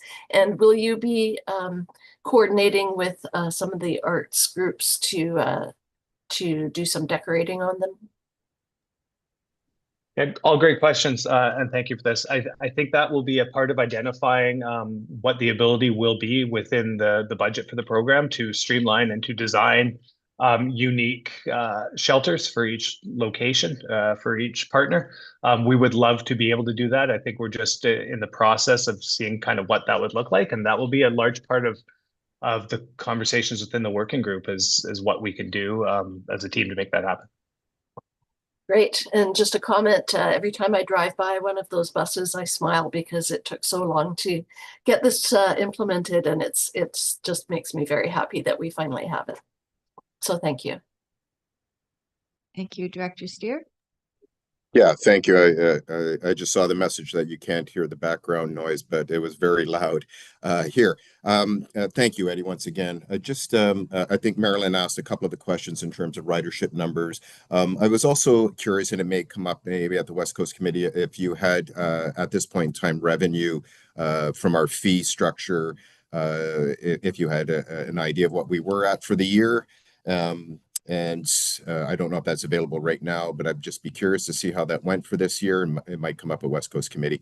The other question was related. Are you in conversations with the District of Tofino Tourism, Tofino specifically on the shuttle service, the seasonal shuttle service that runs? And I know there's been questions around I don't know, termination is not the right word, but if because of the duplication of services. It didn't seem necessary, but I wonder if you've had conversation with the district on that. Yes, thank you for both questions. First of all, the revenue for the service this past year, we generated approximately $70,000 in revenue from bus fares. For a comparison, 2024 was around 39,000. So the revenue and the ridership definitely did increase with the BC Transit transition, and I'll include that as well at a future meeting for you. But yeah, the revenue definitely did increase for the service. We have also, to address the second part, we've been in high-level conversations with the District of Tofino about what that shuttle service would look like, and BC Transit, and looking for ways we can make that happen as soon as possible. It may be difficult for 2026, and we will be scheduling another meeting when I return from holidays next week. Thank you, Director Cote, then Director Siga. Please go ahead. Thank you. I always have a problem with the custom transit. Could you put the slide back up, please? Thank you.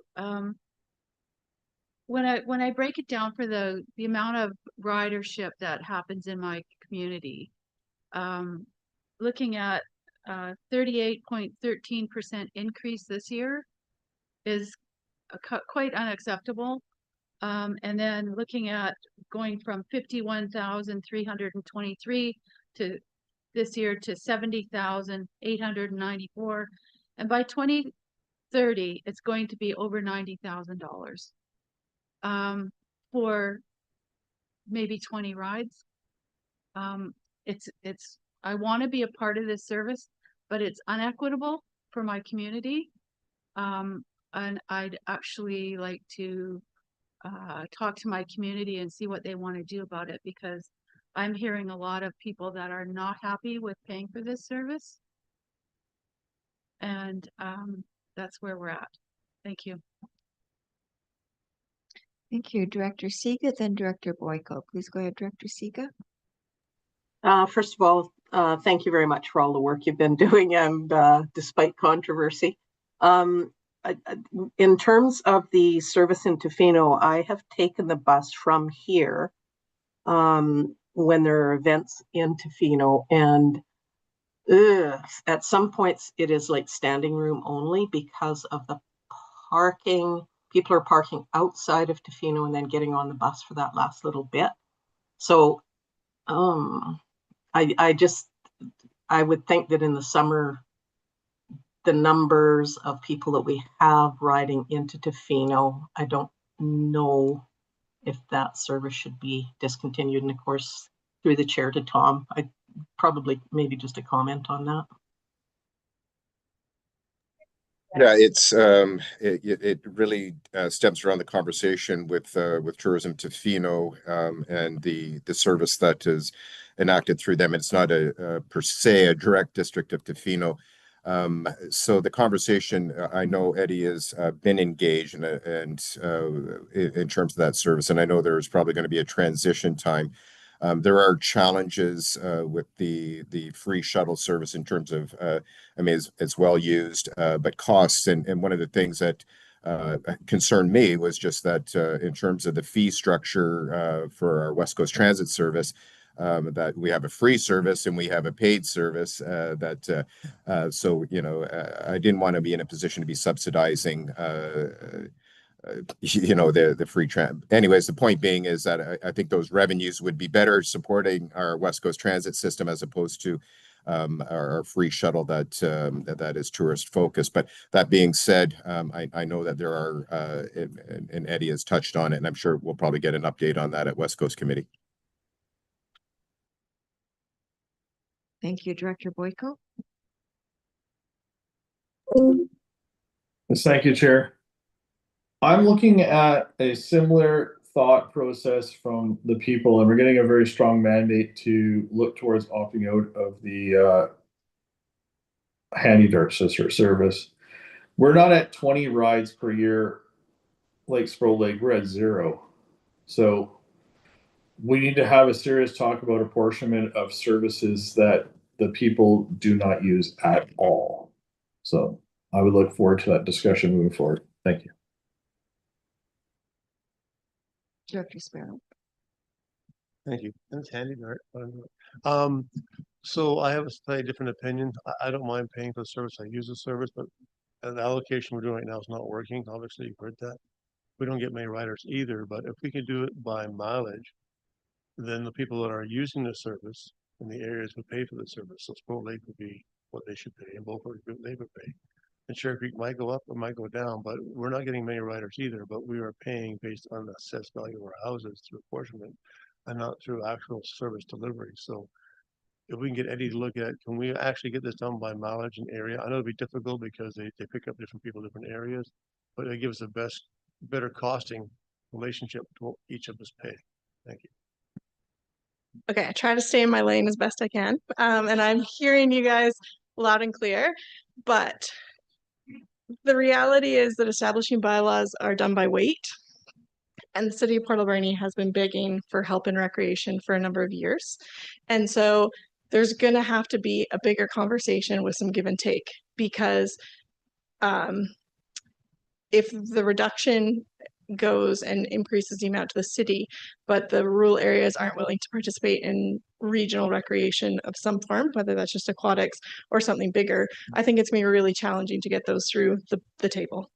So that's where I'm like, it's hard to take them one at a time, because the reality is they all work together. All the services link as a patchwork quilt, let's say. So we can definitely start with one and we can move through. But there is fairness and inequity seen from the eyes of other participants on other services. And so to correct one without correcting the other is challenging. And it is, every service establishing bylaw is amended by weight. It is different if you're looking at a full service review and a withdraw option. That is like an entirely different process that I'm not really familiar with because we haven't done it, but it's a statutory process. The minister is involved, the review of the service, BC Transit would be involved. But if you're just trying to change apportionment methods at the table, we have to figure out how to do it in a way, I'm going to say, that makes everyone equally unhappy, because I think that's really what we're going to end up having to do. So I definitely hear you loud and clear, and again, try to stay in my lane, but there has to be a give and take if we're going to try to get there. I think directors have to remember that many people that live in the regional district, that get to a certain age, then they move within the city and use these services. So they may not using it today, but they will be using it tomorrow. Did you have a follow-up question, Director Boyko? Oh, I sure did. Thank you very much, Chair. My question is, or my statement is, just because figuring out usage for potential things might be difficult to do, it might provide a more happier arrangement for all participants, however we do that. But just because it's difficult to figure out doesn't mean we should not try to do it for the benefit of everybody at this table. Thank you. Yeah, that's not what I'm saying at all. It is definitely not difficult. We have usage statistics. We know the usage by area. I'm saying the actual voting to change an apportionment method on an establishing bylaw is done by weight of the participants. And that is hard when the party that has the weight is not feeling like they're being heard in other services. So calculation wise, completely simple. We can definitely do that. It's just the politic aspect of it is tricky because it's not the only factor. So what you're saying is the city of Port Alberni has the most votes, so they can decide how the regional districts pay for things? It's service by service, so it depends on what service, who the service participants are. It is also why, for example, like so in custom transit, they do have the weight of the service. But in Alberni Valley Aquatics and the proposed mechanisms that you guys are talking about for that establishing bylaw is you've actually, at this point, if we proceed with it, have determined that each director would have a vote, they would not be on the regular weights of population for that service. So there is an ability to develop services in a way that your weight is not based on population, but all of the historic services that we've had for a number of years are all weighted per the legislation for establishing bylaws based on population units. Okay, I think that's a challenging thing to look at and something we can look at in the future. It's also why there's a push for places to amalgamate and leave the ACRD as well, so the way to vote does not affect them as much. Thank you. Can I just clarify that as well? Even if an area were to incorporate, you would still participate in the services you participate in now at the ACRD. The only thing you would be leaving would be electoral area administration and rural planning. So if you're in the AV airport now and you become a municipality, you're still participating in the AV airport. If you're in the custom transit service now as an electoral area and you become a municipality, you're still in custom transit. The only thing it removes are those rural planning and electoral area admin. There might be one more but I can't think of it right now. Perfect, thank you. Thank you, Director Cote, then Director Roth. Thank you. I would like to be a part of this service, but when we are paying assessment based and you're only getting maybe 20 rides, it's just not equitable and it's not feasible to continue on this basis. So I'd really like the regional district to take another look at how we deliver this service so that Sprout Lake can happily be a part of it and contribute, because I'd love to. But when we're looking at, almost a 40% increase this year and then almost double the price of last year to, in 2030, it just can't keep going this way. Thanks. Tanya, please go ahead. Just like doubling down on the message that's been made, I want to make sure that the comments you're hearing back from staff is not no. We're not saying that we can't do it. What we are saying is that the complexity of the discussion is going to be the hard part that Director Boyko is flagging is going to be that when we revisit apportionment, we're also going to have to revisit the governance structure so that we're all in a place where we're equally unhappy or equally happy. And it's just realizing that if we looked at this service and costs shifted to, let's just say, the highest usage, the highest user would likely be in the city. The city would also then be in a position to say, well, okay, well, we might be accepting of that change. So long as we understand and go back to our taxpayer that there's other benefits in working together. And I think this is where, when Terry's saying that the package discussion is so important, is that there are, for every participant in every service that the regional district has, there are quote unquote winners and losers that are there. Some people are paying a disproportionate amount for now. That may change in time, but certainly when we start looking at this ongoing, and you have expressed this, and you're quite correct, just like Director Boyko is correct, we need to be able to revisit it. It would be easier for us to revisit with a package of services so that the net balance is a shift that everyone goes, okay, I can see how, I'll be paying more here, but perhaps a little bit less there. And if we're also changing some of the governance structures where we feel that the weight doesn't allow for change in the future, that we would want to revisit that as well. So that is the complexity that's there. So I just want to make sure we're not saying no. What we are saying is that the path is going to have a number of complex issues for us to discuss beyond just the cost. Follow up here. So because I'm sure that the whole community feels that this is unequitable, and I can't see that the other directors would think that Sprout Lake should pay into a service that they don't really utilize. If Sprout Lake was to back out of a service like this, would that be one less vehicle that would have to be on the road because of their calculations? There's so many different things also to take into consideration with a service, like what's being provided. If you take one area out, how will that change that whole service? Yeah, I'll leave it there. Thanks.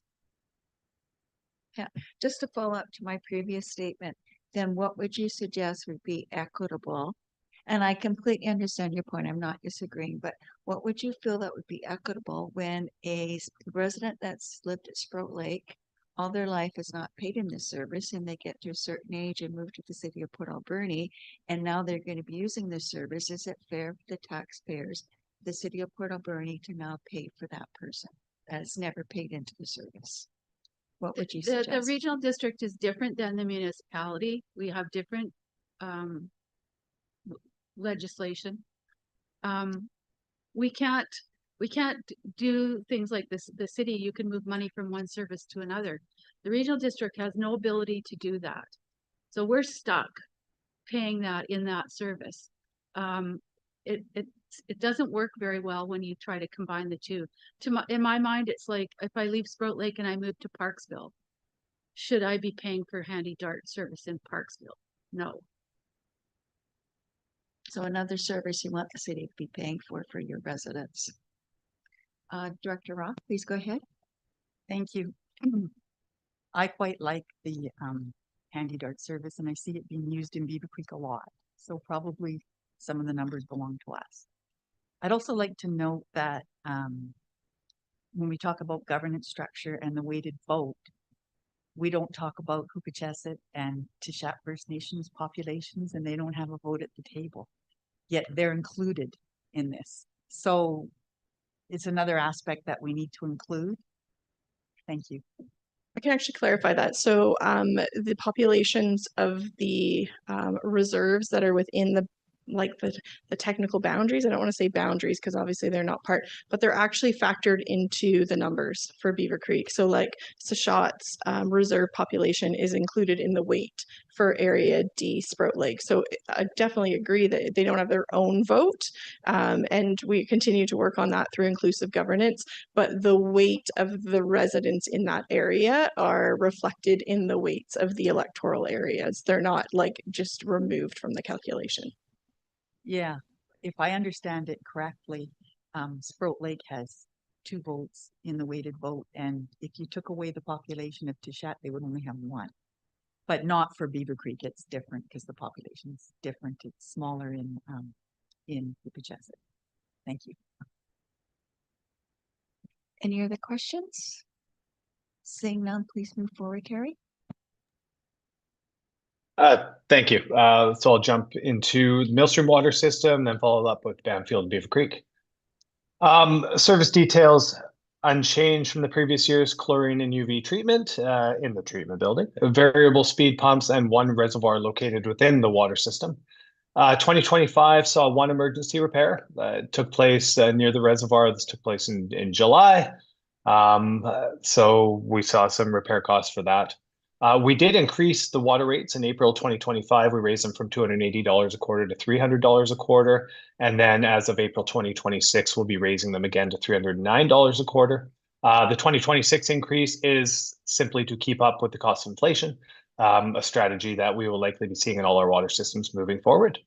In 2025, we received direction from the community and the board to add water meter installation to the future capital plan, contingent on 50% grant funding. So you'll see that included in the 2026-2030 financial plan. The call-out system for the operators is continued to be worked on.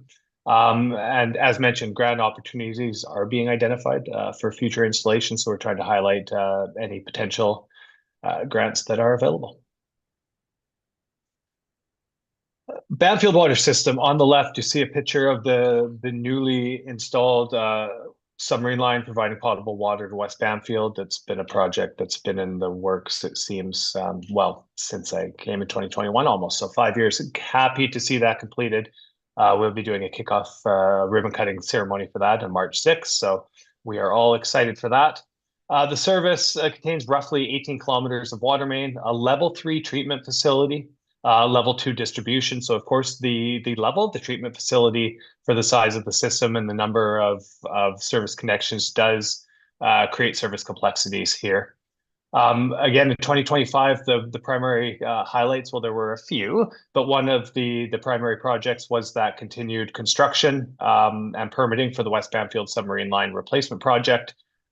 We were initially hoping it would be completed in December 2025, and we saw some delays as we worked through weather and high tides, and it was completed in early January of 2026. We did also execute a new contract for the waterworks operator. So it's good to have another 3-year contract in place there. And we had our reservoirs inspected in the system. In 2026, we'll look at the cleaning of the reservoirs. We will be installing new programmable logic control PLC at the reservoirs to allow operators to easily see water in, water out, and what's happening there. And then we'll be looking towards the implementation of a GPS field app program that will allow us to better see within the field and report back on where and what infrastructure is located. It's historically been an issue, as it is with a lot of water systems, where infrastructure was installed 40 years ago, on getting accurate locations and record drawings. Within the capital budget this year for Bamfield, we're also looking at replacement of some ball valves, older ball valves within the system. We have 4, we'll be replacing probably 4 a year as we move forward over the next 3 years. Move on to Beaver Creek. There we go. Beaver Creek water system. We have the Strick Road pump station where we get the bulk water from the city of Port Alberni. 2 reservoirs that could success, a North Reservoir and pump station, and then the Darnley Road pump station. All this contains about roughly 45 kilometers of water main of various sizes and 1,058 parcels this year. 2025 saw us complete yet another infrastructure replacement project with the Success Road water main. The lower portion there was replaced. We also completed the second of 4 stages within our pump stations of upgrading the SCADA from older technologies and upgrading that to the newer models. We did purchase new meter reading equipment that'll be used in the billing.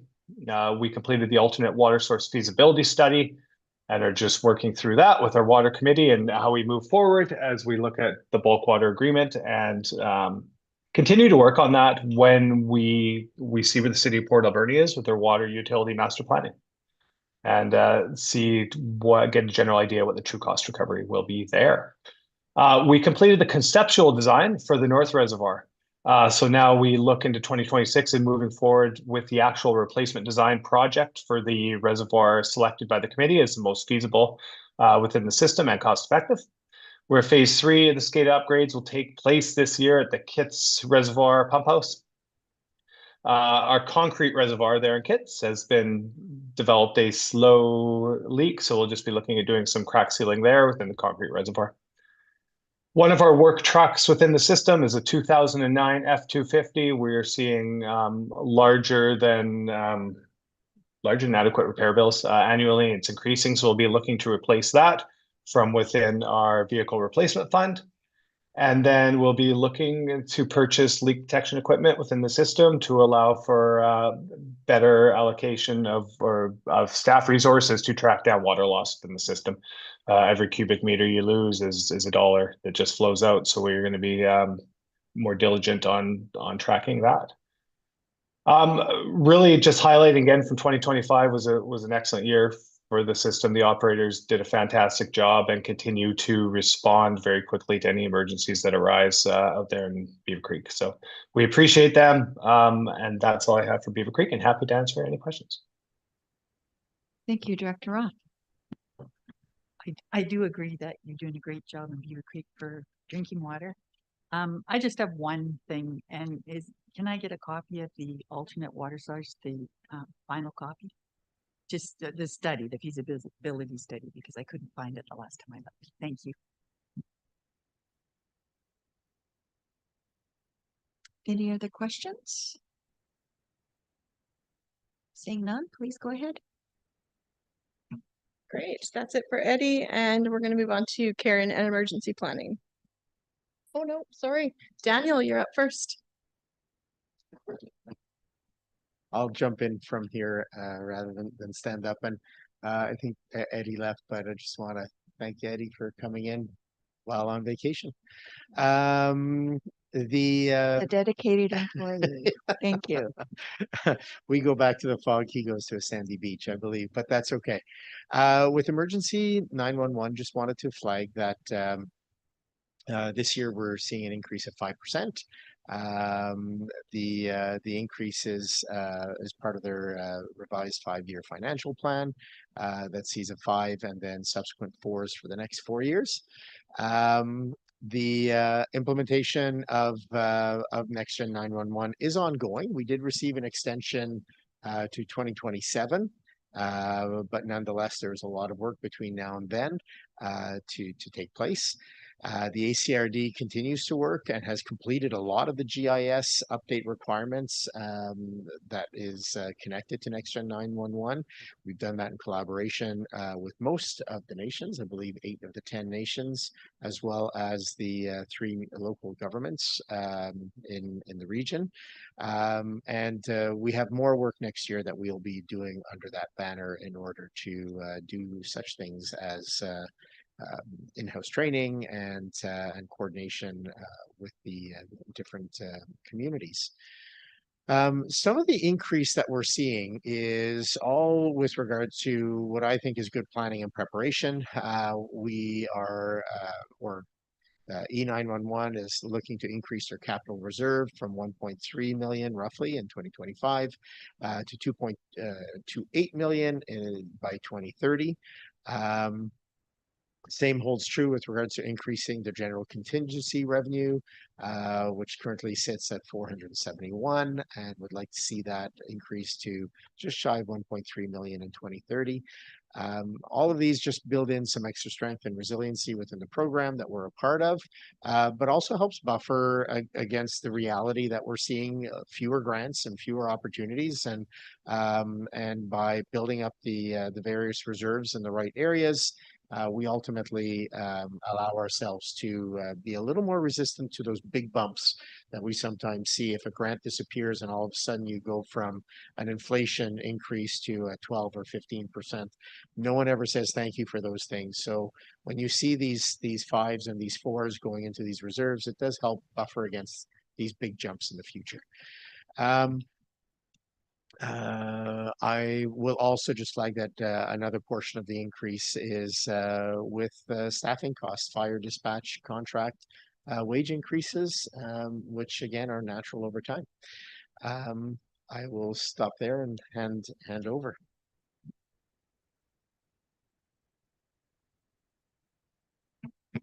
Thank you very much. It's great to be here today and to chat about the Protective Services Department. Before you are some of the key objectives and budget drivers. These are the foundation of emergency management and things we were always striving to achieve. So when we look at the driving forces behind emergency and disaster management, we look to build our resources and our capacity within our own local governments. We are constantly trying to develop our training and our exercises each and every year amongst staff and volunteers. We make efforts to reach out to the public and increase their awareness on emergency management and preparedness and improving their understanding of risk.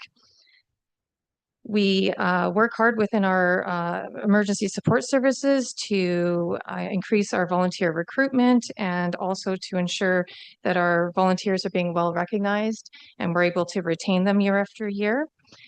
We also are looking out to outreach and relationship building. We know that the only way through emergency management is through building strong relationships with interagencies and within our jurisdictions.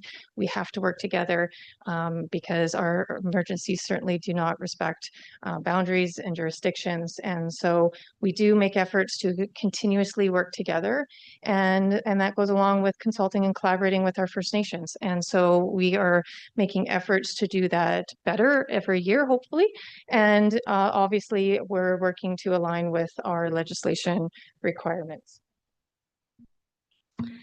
I wanted to start just with a year in review of 2025, just briefly to let you know that we did receive a grant for Emergency Operations Center. And this was a grant that we were in partnership with the City of Port Alberni and the District of Tofino. We purchased supplies and resources such as laptops and smart boards and Starlink. We also have an upcoming workshop coming with Tofino. So we're going to be doing several workshops and an exercise in the District of Tofino as well. We pursued an emergency support services grant and received it with the District of Ucluelet and the City of Port Alberni as well. And pleased to say that we were able to increase our reception centers and group lodging resources and supplies, as well as conduct a number of training exercises for our volunteers. As you are aware, we recently developed our emergency communication and public notification plan. So we're really pleased to make efforts to improve our crisis communication. We developed a food security emergency plan, the livestock emergency plan. We completed the 2023 to 2025 Fire Smart grant and then started a new grant. Happily, we did receive another grant for another 2 years. So we have a Fire Smart grant until 2027. And we started the West Coast Emergency Cultural Awareness and Safety Plan. And so that will spill over into 2026, but we are well on our way to completing that plan as well. It has been a busy year for us in our department. I wanted to share some of the activations that we've had. So these activations that you see before you are ones that received a task number, and we opened up an emergency operations center. So I just wanted to note that it was a particularly busy last second half of the year. In a 2-week period, we had a tsunami advisory. We responded to the Wesley Ridge wildfire and also the Mount Underwood wildfire, which the start date of that fire was August the 11th, and the end date was much, much deeper into the winter months. The fire actually ended. It was out on December the 8th, and certainly our work continued deep into the fall and winter months. And then you can really see by showing this the seasonal components of our emergency operations. You can see we had a tsunami, wildfire in the summer, obviously watch flood. So it's really year round that we're seeing emergencies. And when you look at our emergency support services, you can see that they were quite busy as well. And I will chat about it on the next slide, I believe, but they had 8 house fires, an apartment fire, a hotel fire, 2 wildfires. Our team was deployed to the Wesley Ridge response. We were a host community for Wesley Ridge. We opened up reception centers, air quality centers, group lodging centers, and a resiliency center. And this is all being done with volunteers and very few staff members dedicated to that service. So our emergency support services services the Beaufort, Beaver Creek, Cherry Creek, Sprout Lake, and the city of Port Alberni. And we do have a contract with Hoopachesset First Nations as well. Just on the blue section there, I wanted to provide some statistics from 2025. So we do meet monthly with our team and we engage in training sessions regularly. So that's quite a number of volunteer hours and response hours that our team has put in. So I have 600 plus response hours because Wesley Ridge actually engaged our volunteers so much that it was actually hard to quantify those. So it was over 600 hours. We had 12 activations, which is what we're seeing annually thereabouts. We currently have 30 team members.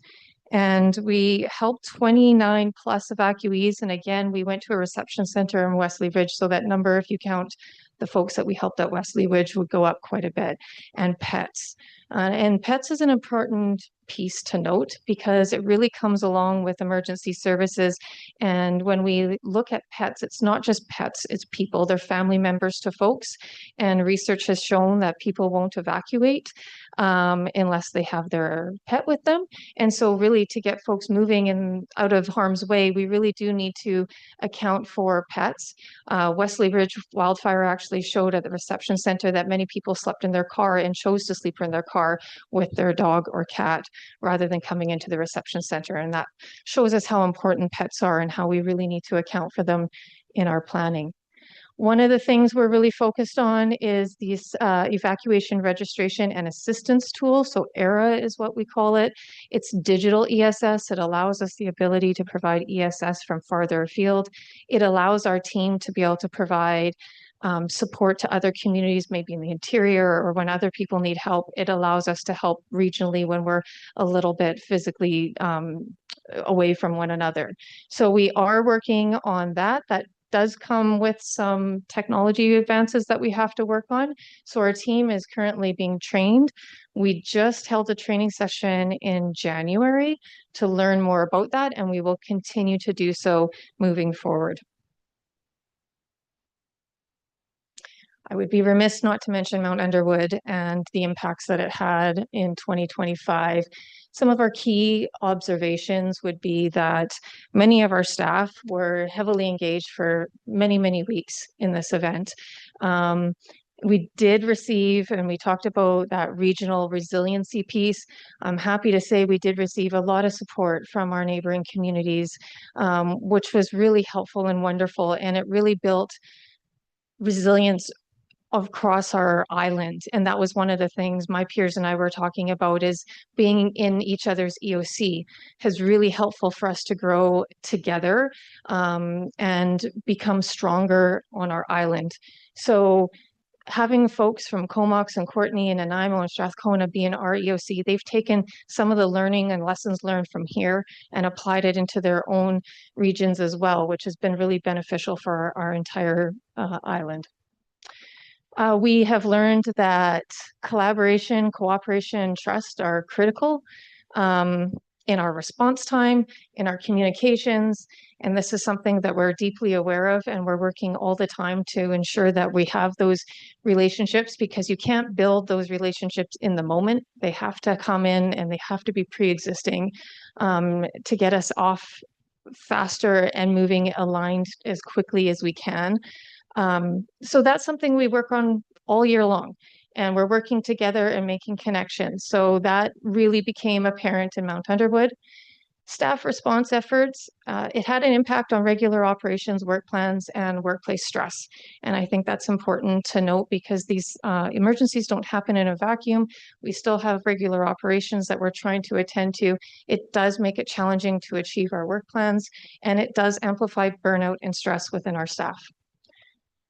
We are working and on training and cross-jurisdictional training. We certainly noticed that it was helpful when we could connect with other organizations where we had pre-existing training. It made our response quicker and more efficient. I want to note that recovery is very complex, very time-consuming and lengthy. So it's a piece in emergency management that's always overlooked, because you do the response and you put so much effort into response, and that's just not here to our ACRD region. That's just collectively across the board. Response is a tough one. It's tough to find the resources. Everyone's tired at that point, and frankly, sometimes, as what you saw with the tsunami, 2 days later we had a wildfire. 2 weeks later, we had another wildfire. It's hard to recover from one when you're already thrusted into the next one. So recovery's challenging, and it's challenging across the board in emergency management.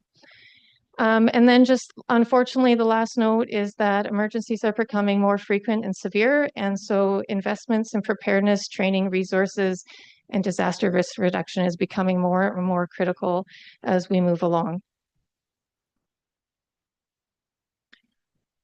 Some of our priorities moving into 2026, again, I put a strong emphasis on expanding and strengthening relationships. I believe wholeheartedly in that being a foundation of emergency management. We are always looking to advance our EOC and ESS readiness through training and resource capacity and exercise building. We put a lot of effort into our volunteers with our ESS program, both in Bamfield and the Alberni Valley. Wildfires are a major risk within our valley, so we do look to improve wildfire resilience with the implementation of FireSmart principles and initiatives.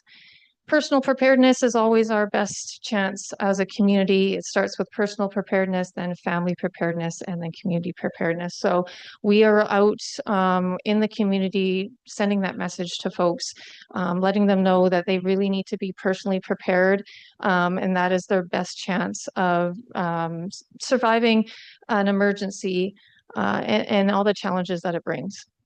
We are working on improving our cultural awareness and understanding of traditional knowledge so we can make sound decisions from the EOC that enhance our decision making and reduce harm. And we're working hard on understanding and developing in this space, and we're adhering to legislation requirements. Some of our grants for 2026, we are applying for, or we have already applied for an ESS grant. We're waiting to find out if we've been approved. We are continuing with our Indigenous engagement requirements funding, which is producing our cultural safety plan. We are almost ready to hit submit to our EOC grant, so we will be putting that in. And happily, I can share that we do have our FireSmart grant.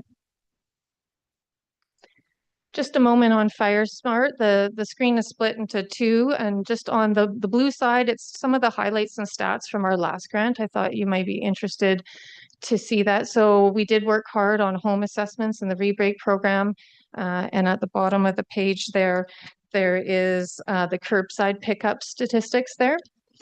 So for the 2025-2027 grant, our partnerships includes Huu-ay-aht First Nations, City of Port Alberni, Huipetchisic First Nations, and Sechot First Nations. So really taking a regional resiliency approach to wildfire mitigation. We will be continuing with our home assessments and our rebate program.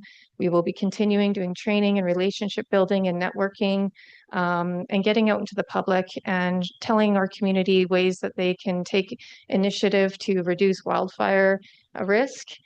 We will continue with our curbside program. And one of our exciting components to this grant is that we're developing a new community wildfire resiliency plan, both within the Alberni Valley and also Bamfield and Anakla.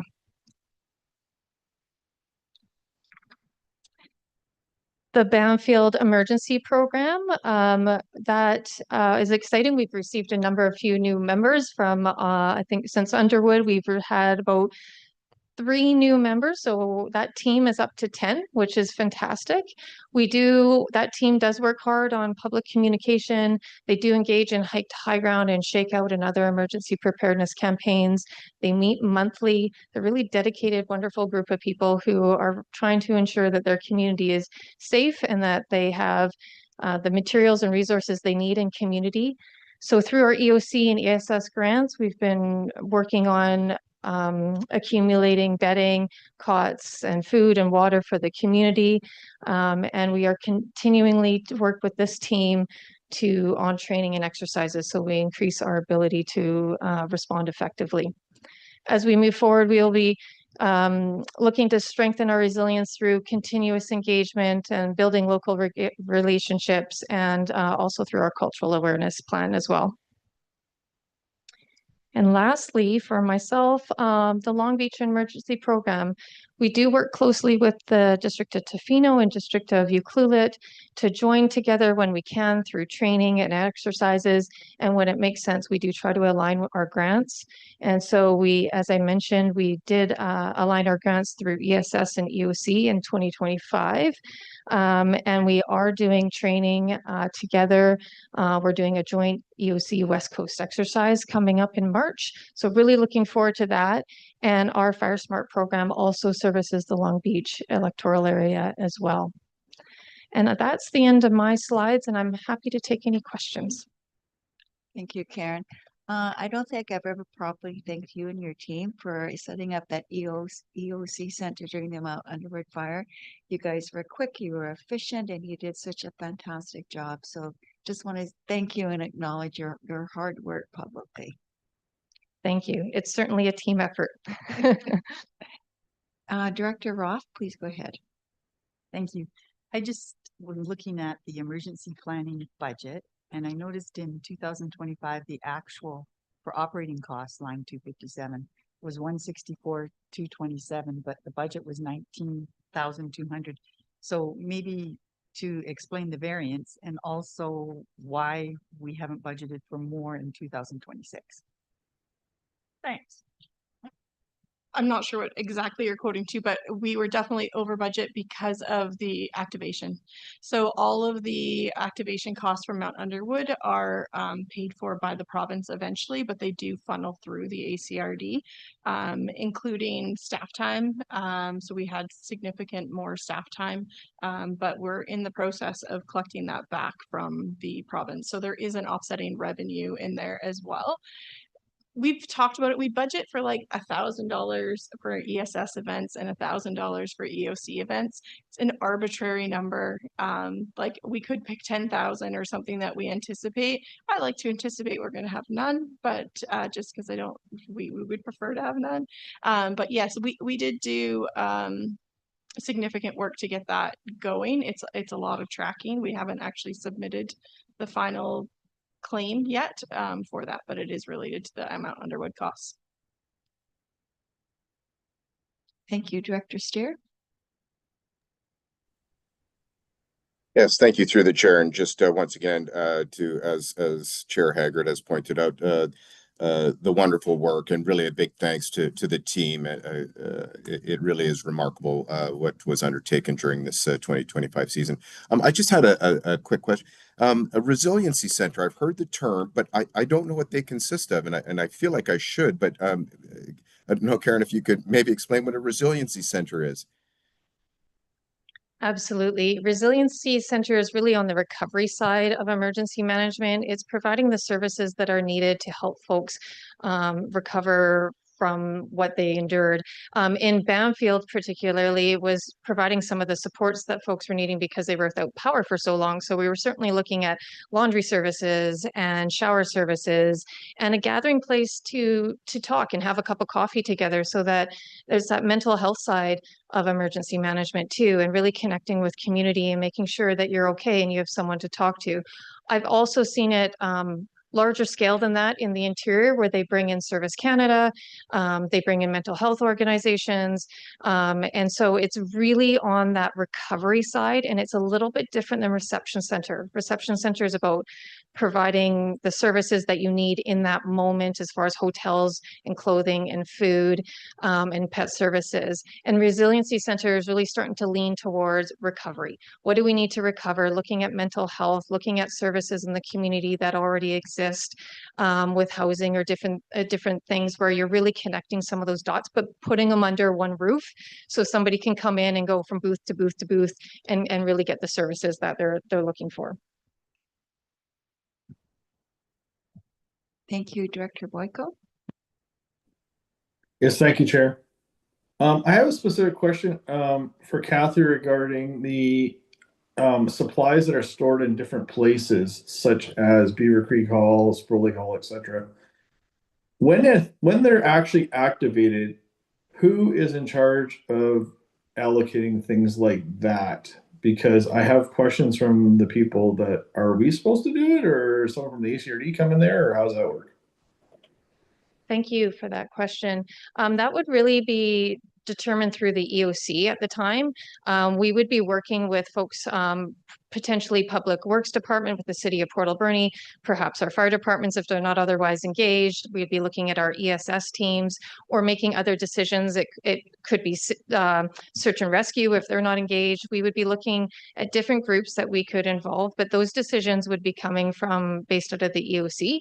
And we would be looking to determine who is doing that at that moment. We do have a number of CCANs strategically placed around our community, full of bedding and food and water. We do have them around regionally so that they're close to areas, and the transportation would be less. And so we are constantly building and supplies in all of those areas. But that question is a little dependent, of course, on the emergency that we have and what we're dealing with and who's available to help. So it's a tough question to answer specifically, other than what those are the decisions we'd be making from the Emergency Operations Center at the time. But from what I'm hearing from you, you're not asking for volunteers at these facilities that use them every day to help out with the emergencies. We may, but at this moment we haven't engaged with them. So at this time, no, we haven't engaged with them, but we also do talk regularly to the folks who manage those facilities, and we do have some plans on who might be able to move those supplies if needed. But initially we wouldn't look to volunteers in those moments. Perfect, thank you. And I do appreciate that you think about people's pets now, because I'm one of those people who would never leave my dog. Director Sparrow. Thank you for that. Looking at the budget here, one of the biggest increases is Alberni Valley Emergency Planning at 20%. What do you plan on using the money for, and how can we move something else in next year? I will take that question. So there's just some impacts from the wildfire and some allocation of some staff time as we continue in that recovery effort that I would say are unavoidable in a way. There was some extra use of surplus last year, which also has an impact on this future year because we do rely on those as a source of revenue. It is an area that we've talked about as staff and have looked at that service to see if there's anything that we can pare out. Our hesitation to reduce that budget at this time is that the grant funding appears to be drying up. And 2 years ago, I would have said we for sure are getting the EOC and the ESS grant, and we can remove some operating costs because we'll be able to use the grant money to do the things that Karen and the team want to do this year. I'm not so confident those are going to be successful. Our application for ESS went in November. and we still have radio silence.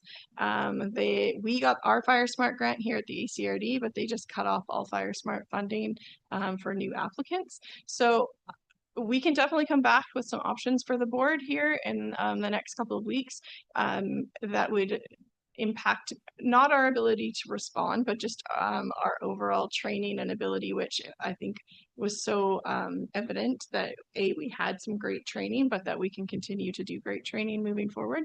But we can come back with some options if you're looking for a cut in this area, but it would have some implications for sure. Any other questions? Seeing none, please go ahead, Karen. Thank you for your time.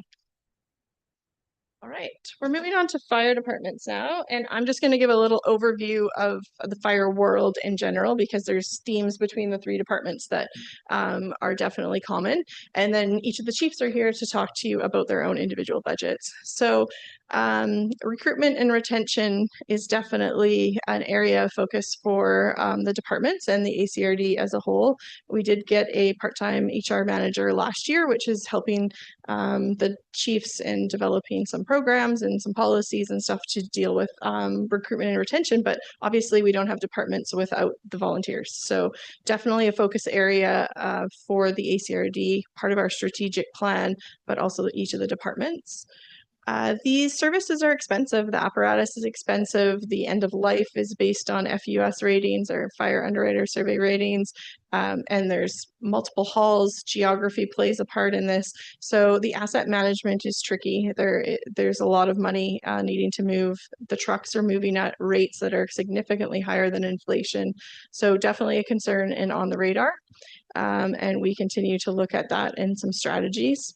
And then all three departments continue to work and meet with to meet the underwriter survey requirements in order to get the residents the best value on their insurance. It really does provide a reduction in your insurance. So the better rating you can get for your area, the more advantageous that is for the individual property owners. So I think I'm starting with Sprout Lake, I believe. So we'll hand it over to Chief Ken. Thank you very much, Terry. This is my first time presenting. I guess I did a pick last month, but it's kind of an exciting time for me. You're supposed to say that if you're nervous talking in front of people. So I'm very excited. And we're excited to have you here. Thank you. So I don't have as many slides as Karen had. I only have one. So we're going ahead this year with the renovations to number 3 hall. There's $2 million that we have for a grant from that. I have one quote for an architect. I'm waiting for a second quote from an architect, and that one's shovel ready. As soon as we can get rolling on it, we'll get going. The water system for Lakeshore Hall needs to be replaced. I didn't get it done last year. The pump now has failed, so we have to figure out something to do. So that is the must do. Right now we have a 3,000 gallon water tank, which is quite a bit of water for what use that hall gets, but we still have to haul it from the other hall. So it would be nice to have their own water system, especially in the event of an emergency. We were planning on adding a fireboat to our fleet this year, so that is in the works, getting the technical stuff for the RFP and hoping to, if it passes on the budget, we'll get that out and rolling. And 2025, we saw 179 fire calls. It's up 6 calls from the year before. So every year we're getting a little bit busier. So I don't know if, I guess other things on the capital plan are, we'll be finishing off the completion of truck 46, which will be replacing a note, as far as FUS is concerned, an outdated truck. It's still in pretty good shape, but for our residents to get best insurance, we need to keep within their guidelines. Purchasing 10 SCBA bottles to add to our collection of bottles, and putting $5,000 a year away for our reclamation of our training site, which we're planning on leaving in 2029 when the lease is up.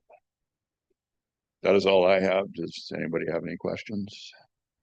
Director Roth and Director Sparrow. Thank you. I'm just curious if you can give us a breakdown of the 179 incidents. Oh, yes.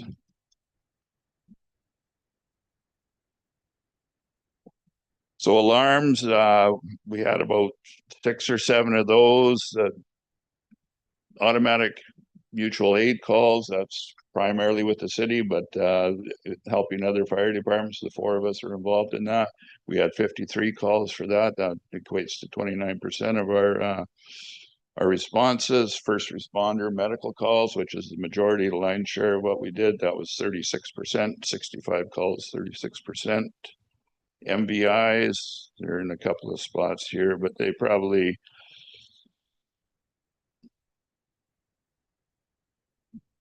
15, 16 MBI calls. So yeah.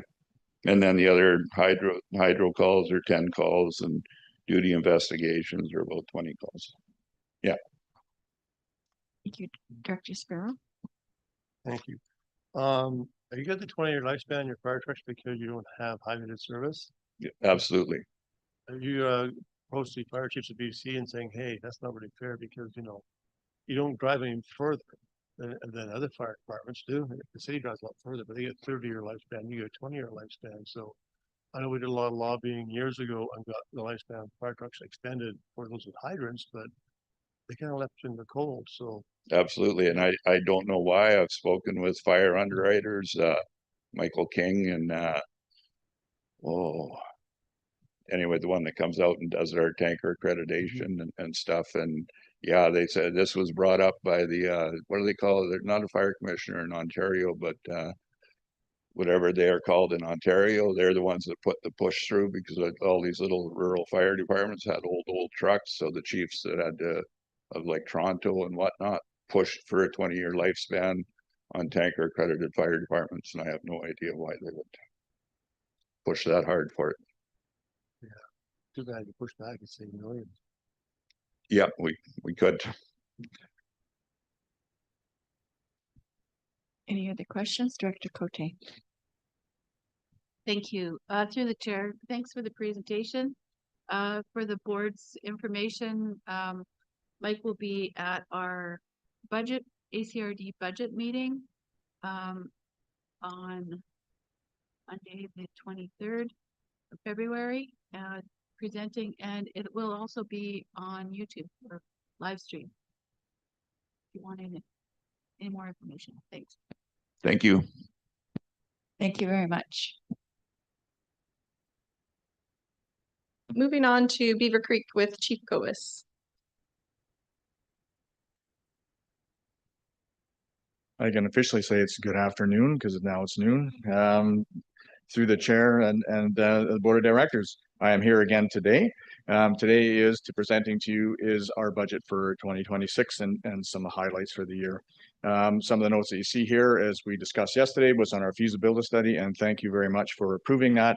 And we're excited to move forward with that and be able to see what the future holds with whether through the feasibility study itself. With engine 51, we've chosen that it is not feasible or responsible to proceed with upgrades with that engine due to the numbers that we were getting back was between $150,000 to $200,000. Only for a few years to upgrade it, it just wasn't worth it. So we decided we'll have to wait till you allow us to do that when it comes. At that time, just to give you a bit of notes that I took when I spoke with the manufacturer, it has gone up just in that from the March time till now, $96,000. So if we're waiting another 4 years, that's eventually what it's going to increase every single year till we get to that point of being able to purchase that. So hopefully this year we can have some discussions with that and maybe look at maybe an opportunity to possibly, change the decision that was in there.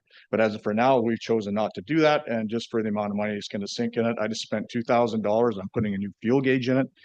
That kind of stuff, what happens with a truck that's at that age. And discussing with FUS, I spoke with Mr. King this morning. There's still nothing has changed from last year on the discussion we had in the trucks and what they're speccing out for it. So Recruitment retention, obviously, we talked about that there. We at Beaver Creek have currently 28 members. As Terry said, that recruitment is always a challenge.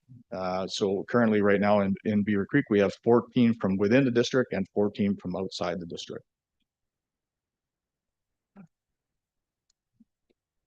Training continues all the time, every year, and we're mandated by the minimum training standards to do our training, and that's what we do. That's what we dictate our training schedule. That dictates what the costs are, all that kind of stuff, and it always changes every single year with that. Moving forward into the 2026 world, we're looking at, in our capital purchase, we've asked for to the board, in front of the board for March, is a 40-foot FECAN, just to help us with our storage capabilities and being able to organize what we have on there. As always, we put in with a community grant, and we've been very fortunate enough to the last few years being able to get it. But this year we still haven't heard anything on it. I think Terry said the same thing, is I think they're slowly starting to dry up, and you know, it takes longer and longer for them to make the decisions out of what that happens with that. But we do pursue that. We do pursue other things on trying to do stuff. But all we can do is apply for them. As we said on here, we have 220 incidents last year, and I did have a breakdown for everything else that's on here. So in 2025, we had 220 incidents, 119 were first responders, 51 were automatic aids, including 1 mutual aid call.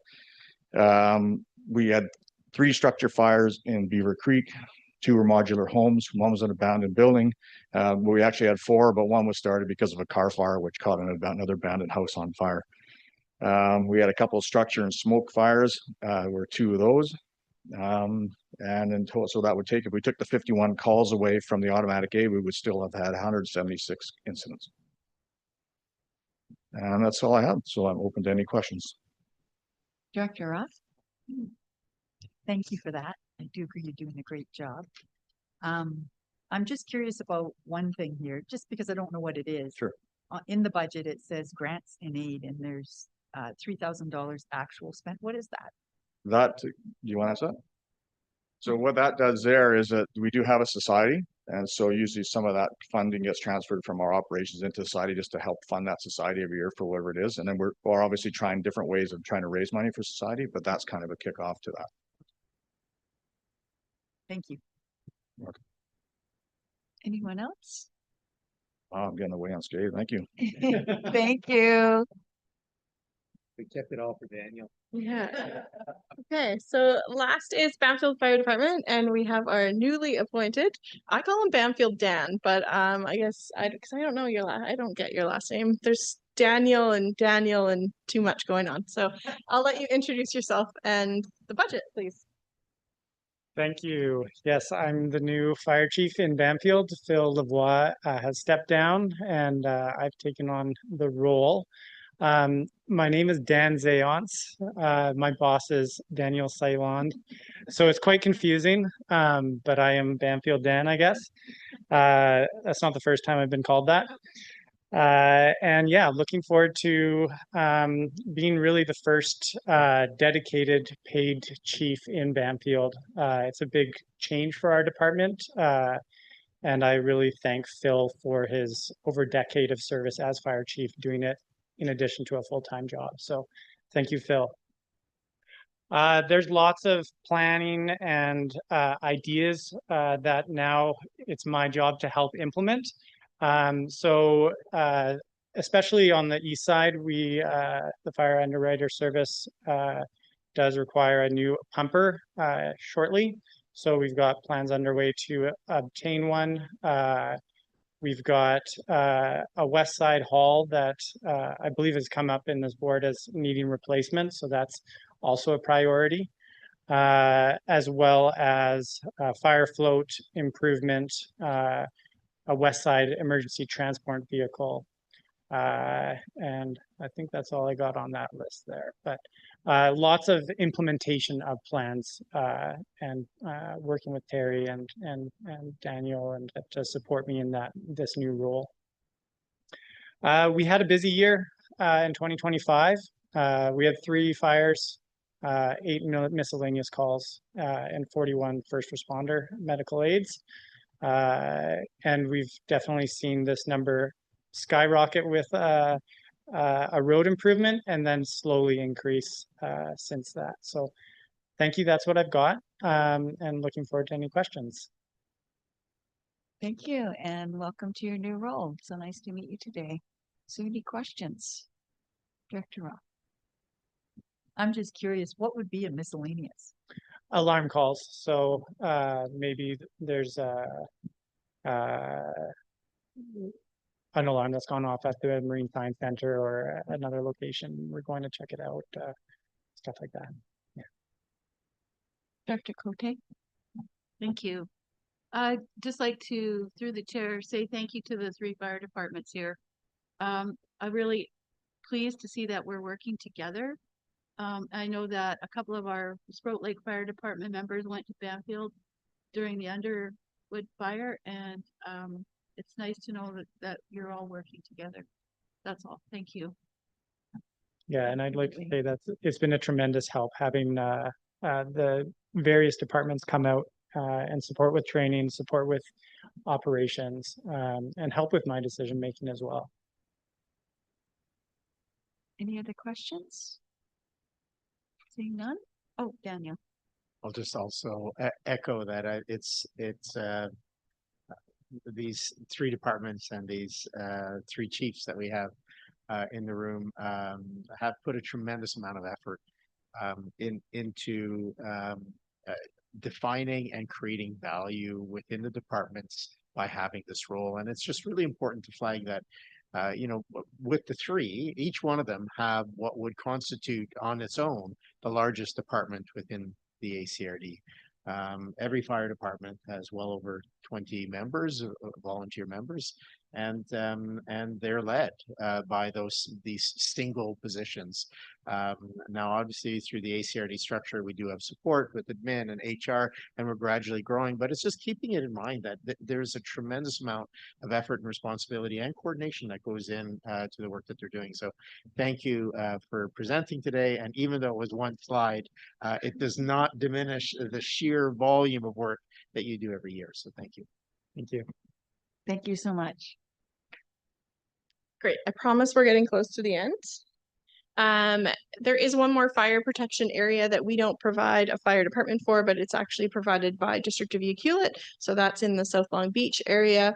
We've been under negotiations with District of Ucluelet here for a couple of years. There's a few things that we're trying to get sorted out, especially the hydrant. So just wanting to have a bit better access to water for that area so they don't have to shut down the highway in order to fight a fire. I'm getting tired.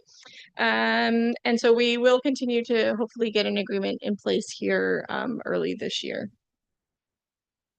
And now we're going to flip our attention over to the admin services and general government. And I think Cynthia is just going to stay in her seat over there. Thank you and good afternoon. As I mentioned, my name is Cynthia Dick, the General Manager of Administrative Services. And first, apologize to my coworkers because everyone knows you save the best for last, especially right before lunch. As noted there is what is contained in the general government service. And as Terry had mentioned, that it is a bit of a catch-all, and we are working through sorting it out to have more clear service establishment for some of these services. So some of the 2025 highlights, we have continued bylaw and policy review and updates. This includes the sessions that Heather has done and led with the board to update the procedures bylaw. And as was presented at the last board of directors meeting, this is now going out to the public for input, as well as the recently adopted Respectful Spaces bylaw. Another highlight is the Inclusive Governance Project, where we've received funding from the Ministry of Housing and Municipal Affairs and the C2C program to advance inclusive regional governance with the 6 non-treaty First Nations in the region. So a recent update was also brought to the board that we did send a letter to the ministry requesting additional funding to continue to advance this work. And they responded that no further funding is available. And Chair Jack had mentioned that this could be a potential topic to bring forward to the 2026 UBCM convention. Another note is that we have been working with a few other regional districts and the ministry on this initiative, and they had contracted services from JWR Group, and just to compile all of the information and the recommendations that is coming out of the specific work with the different regional districts, and we have requested the final copy of that report, and once it becomes available, we will share that with the board.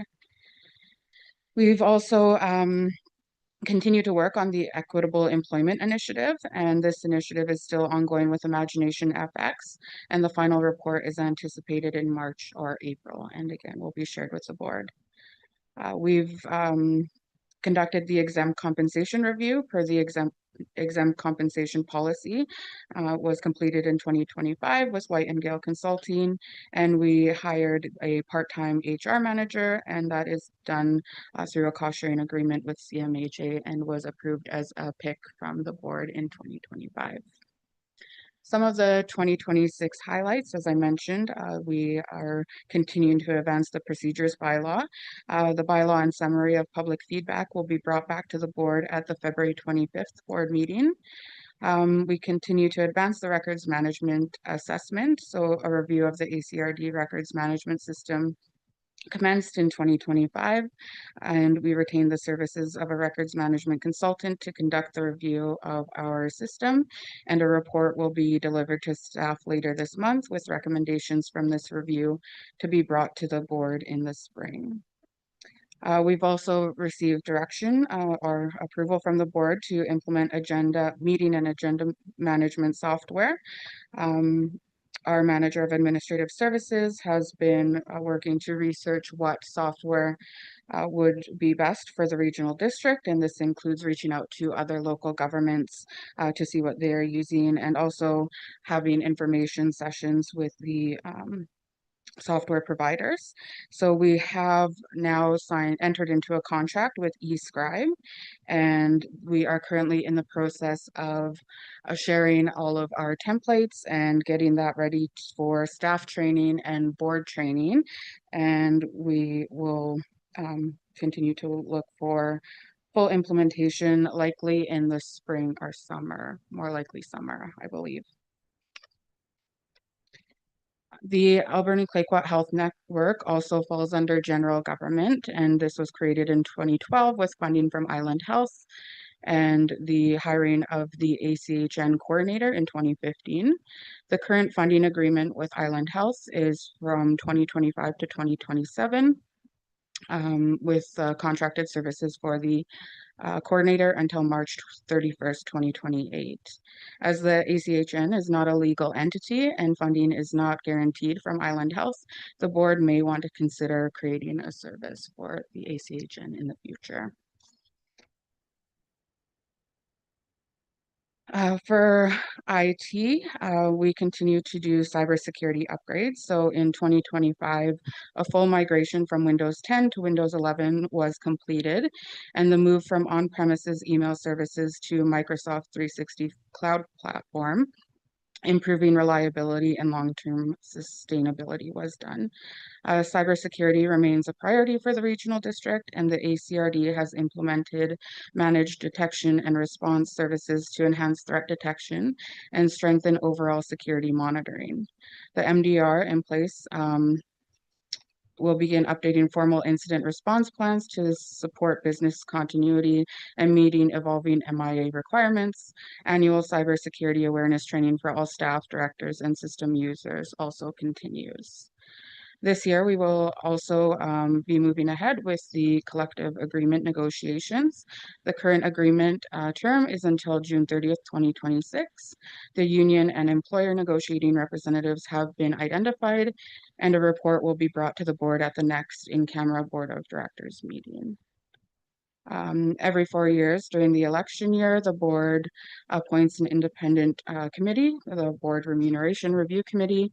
At the January 14th board meeting, the board reconfirmed the policy and initiated the process to appoint members to the 2026 Board Remuneration Review Committee. And that committee will prepare recommendations for the board's consideration regarding remuneration, expenses, and benefits, with a report going to the board at the end of July. And then I believe Daniel will take over for a moment. I'll speak to what was on the corner of my desk in 2025 and is now the center of Mike Erg's desk as the Special Projects Director. So in 2026, we have a couple of special project initiatives that are ongoing. We have phase 2 of the feasibility for a new administrative office for the ACRD. Business case and land identification is still front and center of that second phase. We have the primary care recruitment and retention, which is I won't go into because the board just resolved that I think 2 weeks ago, and that discussion I think was complete. Transportation Committee for an alternative route to Highway 4 in case of emergency and impermanence. That too, the board has approved a path forward, and that would include a significant amount of coordination and dialogue with the First Nations governments and the local governments within the region, as well as with neighboring appropriate neighboring regions, depending on the final route selected. We have ongoing work with the Alberni Valley Drag Racing Association, and a number of options that are going to come forward to the board and to the public in 2026 for discussion. Island Corridor Foundation feasibility and visioning, even though the primary bulk of the assessment work is done, there are some next steps, and those are going to be presented within the next few months, and then an action plan for the ongoing work in collaboration with Tishat and Hupecheset are certainly going to continue into 2026. We have started the work on the West Bamfield dock feasibility with assessments starting tomorrow in Bamfield. There'll be divers and a team on site tomorrow, but that work is going to continue into 2026 and likely beyond. And then as a resolution that came out of a board meeting about mid-year, we have some work around AVRA and a protocol agreement that we'd like to start identifying and working through with Tishat and Hupecheset, and that is similar to the work that we started with Cloudquet on the West Coast and the Long Beach Airport. Thank you, Cynthia and Daniel. Is there any questions? There's one more slide. Oh, one more. Oh, I'm sorry. I thought you were finished. Yeah. So Wishful thinking. So this one is separated out because it does fall under electoral area administration. And as we all know, it is election year with the election period beginning January 1st, but work had already started at the end of 2025 when we were developing our comprehensive work plan. So a bit of the information around the 2026 general local elections. The ACRD conducts the elections for the unincorporated electoral areas. In addition, the ACRD also conducts the school district trustee election, and the board approved entering into a cost sharing agreement with School District 70 for the amounts. $155,000, including additional staff time, has been allocated to the election budget for 2026, with anticipated revenue from SD 70 being $50,000, and the actual costs depend on if an election occurs in each area. Now, is there any questions? I don't see any. Director Cote. Thank you. Just wondering about referendums. Is that cost built in, or is that additional? That would be additional, so the cost is not built in at this time. So if there are any referendums that we are advancing with, then we would we would need to have some pretty quick and complex discussions, because depending where the referendums are for which area, and depending on whether or not there actually is a requirement for an election area, if there's any acclamations and whatnot, then the cost shifts. As you know, we have an agreement with the city, and so the cost would shift depending on whether we do any work with them. We have an agreement with School District 70, and the cost would shift depending on what's involved. So it's we do a case by case, but also just flagging that depending on what we choose to do, when we and we did a bit of this at an earlier meeting, but when you take the 90-day window where you stop having more information, that would take us to July 17th. And so anything that we'd be doing for a referendum, all the work and all the public outreach and information and education and dialogue would have to occur between April 1st and July 17th. And so we just have to make sure that we're picking and choosing our battles and building the budget appropriately. Director Boyko, please go ahead. Thank you, Chair. So just an overall comment, when you go through the budget, it's broken down by electoral area. It would be good to see an overall one, and because it relates to what I'm going to say next. So between 2025 and 2020, we had a 51% overall tax increase at the ACRD. This time I'm calculating 6.5% overall. I think that's fairly accurate, Terry. I think it's 7.43. 7.43. So much higher than CPI. So I just want everyone to realize that every decision we make, we're increasing our taxes well higher than CPI consistently year after year. And we have to take the taxpayers into account. But that overall number we should have in the overall financial plan in the 200-page document, and I don't see it in there. I can see it by electoral area, but to make everyone's life easier, just see the overall number. It'd be great to have that in there. Thank you. Okay, noted. Thank you. And thanks for all the hard work, Terry. Have a good day. Please go ahead, Director Coots. Thank you, Madam Chair. This is a question in regards to the third last slide around surrounding the cybersecurity. And I'm just curious, for those kinds of training and things, will they be made in-house? And then I have a secondary addition to that question. Thank you.